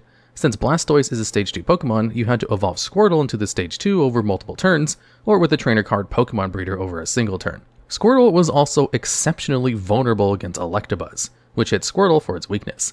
Although the strategy could stumble in the early game and never quite recover, if you got Blastoise set up, it was a force to be reckoned with. This strength meant that Blastoise saw competitive play, albeit not exactly top tier, throughout all of the earliest metagame. And at number 8, we have Erika's Jigglypuff. The most relevant part of this card is its Pulled Punch attack. For 2 colorless energy, Pulled Punch dealt 40 damage, plus 30 less if Erika's Jigglypuff had any damage counters on it. With double colorless energy, you could use this attack for a single energy attachment. An attack that dealt 40 damage for a single energy attachment was unheard of at the time. It made Pulled Punch one of the strongest moves in the game. However, the attack's downside of dealing massively reduced damage if Jigglypuff had any damage counters on it meant it could only be truly abused in a specific strategy, those looking to win the game as early as possible. Backed up by incredible draw trainers like Bill and Professor Oak, players on these strategies could dig through their deck on their first turn looking for hand disruption cards, such as the Rocket's Trap to get rid of all the cards in your opponent's hand before they get to play. While looking for hand disruption, Draw plus powers boosted Pulled Punch damage by 10 for each plus power until the end of the turn. This damage modification allowed Erika's Jigglypuff to KO Pokemon with an HP as high as 80 on the very first turn of the game, all while making it impossible for your opponent to play on their turn. Since you could attack on your first turn, if your opponent only started the game with one Pokemon in play, Erica's Jigglypuff could win the game on your very first turn with a massively powerful pulled punch. Even if you couldn't KO your opponent's Pokemon immediately, leaving them low on resources often meant that Jigglypuff wouldn't deal any damage, allowing high-powered pulled punches for the next turn as well. Although its use was fairly one-note, these decks were a very real threat in their format that every single player had to prepare for. And at number 7, we have Mr. Mime. This Pokemon's unique Pokepower gave it a valuable niche in the earliest metagames. Invisible Wall prevents all damage dealt to this card if it would deal 30 or more damage. For 1 Psychic and 1 Colorless Energy, Meditate will deal 10 damage plus 10 more for each damage counter on the defending Pokemon. Invisible Wall could make Mr. Mime extremely difficult to deal with for many strategies if they relied on high-powered attacks. Some Blastoise decks had no good way to get around Invisible Wall, since all of its main attackers dealt 30 or more damage with their attacks. If a Blastoise player wasn't using cards like Lapras, which could deal 20 damage with the Hydro Pump, the best card they could have against Invisible Wall is Squirtle. While your opponent struggled to deal damage, Meditate's own damage output would increase over the course of the game as your opponent's Pokemon got more damage counters. Meditate's scaling damage while starting off slow meant Mr. Mime would often deal 40 to 50 damage with a single attack, something unheard of for only 2 energy. Mr. Mime also played well against Mewtwo, one of the best Pokemon in the early days of the TCG. Since Mewtwo's only attack Cyburn dealt 40 damage, the card couldn't damage Mr. Mime. Mr. Mime also dealt twice as much damage against Mewtwo since it had a psychic weakness. This weakness meant that Meditate would always 2-hit KO Mewtwo as the first attack dealt 20 damage and the second would deal 60. Being a fantastic counter to one of the best cards in the game at the time made Mr. Mime an excellent card in Psychic type decks. While it matched up well into many strategies, Mr. Mime's low 40 HP meant that any opponent able to get around Invisible Wall's damage potentially could easily KO the card. Magmar, a widely used Pokemon in aggressive strategies, had 2 attacks which completely ignored Invisible Wall. In particular, Smog could actually KO Mr. Mime through Invisible Wall if their opponent won a coin flip and got the poison on the Mime. When a Pokemon is poisoned, you have to put 1 damage counter on it in between turns. This meant that a Smog which poisoned functionally dealt 30 damage on your opponent's turn, and the remaining 10 damage needed for the KO after your turn. Mr. Mime was also incapable of damaging the powerful colorless Pokemon dominant in the metagame. While Wigglytuff might struggle to attack their Invisible Wall on its own, its pre-evolution Jigglypuff could with no problem, as its psychic resistance meant Mr. Mime wasn't able to damage Jigglypuff at all. Mr. Mime also couldn't do anything against Lickitung, one of the strongest cards in the game's early history. Even with this weakness, Mr. Mime's potential upside of being game-winning on its own made it an excellent Pokemon in the game's initial metagame. And at number 6, we have Muck. This card's Toxic Gas Pokepower prevented players from using any other Pokepowers while Muck was in play. This card is the original ability lock effect, something many players find frustrating as it can disrupt many strategies revolving around Pokepowers. Muck saw competitive play for this same reason. Sometimes your opponent wouldn't be prepared to play under the effect of Toxic Gas. While there weren't too many decks completely reliant on using Pokemon powers in the metagame, with exceptions to Blastoise and Brock's Ninetales, there were many rogue strategies and utility Pokemon played in more meta decks that were used specifically for their Pokepowers. Cards like Mr. Mime and Ditto were wholly reliant on their Pokepowers to fulfill their needed utility roles. Since Toxic Gas affected both players, people using Muck had to build their decks around not using any Pokepowers. Cards like Mewtwo and Rocket Zapdos provided great damage output, regardless of Pokepowers. Another common partner was Lickitung, whose Tongue Wrap ability could paralyze your opponent's Pokemon for added disruption. Ironically, the prevalence of many strong Pokemon without Pokepowers meant that Muck wasn't always a great card to include in a deck, even if you relied on no Pokepowers of your own. Just because Toxic Gas was bad into certain matchups didn't mean the card was unusable. If Muck was strong in a given matchup, it can often be game-winning, something many players at the time found worthwhile. Marking the halfway point at number 5, we have Scyther. This card is synonymous with the early competitive formats of the Pokemon TCG due to its efficient offense and utility. For 1 Grass Energy, Swords Dance makes a slash attack used by Scyther during the next turn deals 60 damage. For 3 Colorless Energy, Slash dealt 30 damage. Much like Hitmonchan, a card commonly used alongside this card, Scyther was a very efficient attacker that was easy to slot into many strategies. Thanks to Slash's energy cost being entirely colorless, Scyther could utilize double Colorless Energy to more easily power up its attack. The colorless cost also meant that any deck could use Scyther for its utility. Being a Pokemon with a fighting resistance meant it completely walled off opposing Hitmonchan. Then, if your opponent switched their Hitmonchan to a Pokemon more apt at damaging Scyther, Scyther's free retreat cost allowed you to pivot out of the active spot for no cost into a more favorable Pokemon. Even ignoring its utility, Slash dealing 30 damage for 2 energy attachments was good, especially if you got to use Swords Dance the turn before to double its damage output. If you got to use Swords Dance, then a single plus power made Slash deal 70 damage. a crucial benchmark for KOing many basic Pokemon at the time. Scyther's fighting resistance made it pair exceptionally well with many colorless Pokemon that are otherwise threatened by fighting types. Wigglytuff makes an excellent partner to it as it also utilizes double colorless energy, and can play grass-type energy cards for Scyther's Sword Dance. Since both the colorless attackers and Scyther required no particular energy types, these decks also get to play whatever attackers they feel needed. Usually, this means a plethora of psychic types, such as Mewtwo, to give the deck even more offensive capability. Mewtwo's Psyburn also complemented Slash very well, as the combination of 40 and 30 damage set up a 2-hit KO on many commonly used 70 HP Pokemon. Scyther was so widely usable that many players of the older formats used Magmar and aggro decks to attack Scyther for weakness instead of generally stronger attack options like Electabuzz. And at number 4, we have Wigglytuff, a card mentioned throughout this video due to its great synergy with many of the best cards in the game. For 1 colorless energy, Lullaby puts a defending Pokemon to sleep. While a decent utility option, this attack wasn't the reason Wigglytuff is one of the strongest offensive threats in the Pokemon TCG's first formats. For 3 colorless energy, Do the Wave deals 10 damage plus 10 more for each of their bench Pokemon in play. With a full bench of 5 Pokemon, Do the Wave could deal upwards of 60 damage. With a single plus power, Do the Wave one-hit KO'd almost all basic Pokemon commonly used in the metagame. Much like Scyther's Slash attack, Do the Wave was easy to set up thanks to double colorless energy. Do the Wave was the strongest attack possible for only 2 energy attachments in the game's earliest formats. It was this unmatched efficiency that made Wigglytuff such a potent offensive threat. Being able to take one-hit KOs without attacking for weakness with a Stage 1 Pokemon was a very valuable trait that drew many players towards Wigglytuff decks. Also, due to double colorless energy, Wigglytuff played better into super energy removal than many other high attack cost Pokemon at the time. Since you could power up Do the Wave in 2 turns, your opponent wouldn't have a chance to use super energy removal to discard 2 energies from Wigglytuff before you got a chance to attack and possibly get a knockout. Many strong setup Pokemon were stripped of any viability due to super energy removal's existence, so having your cards matched up well into it was a vital part of deck building. Outside of the excellent attack, Wigglytuff also had excellent defensive utility in a format dominated by Psychic-type Pokemon. Since this card had a Psychic-type resistance, Mewtwo's powerful Psyburn only dealt 10 damage. In a pinch where you couldn't get enough energy attached for Do the Wave, Lullaby putting defending Pokemon to sleep could buy Wigglytuff player an extra time to set up. Its defensive shortcomings could easily be patched up by including other attackers like Scyther.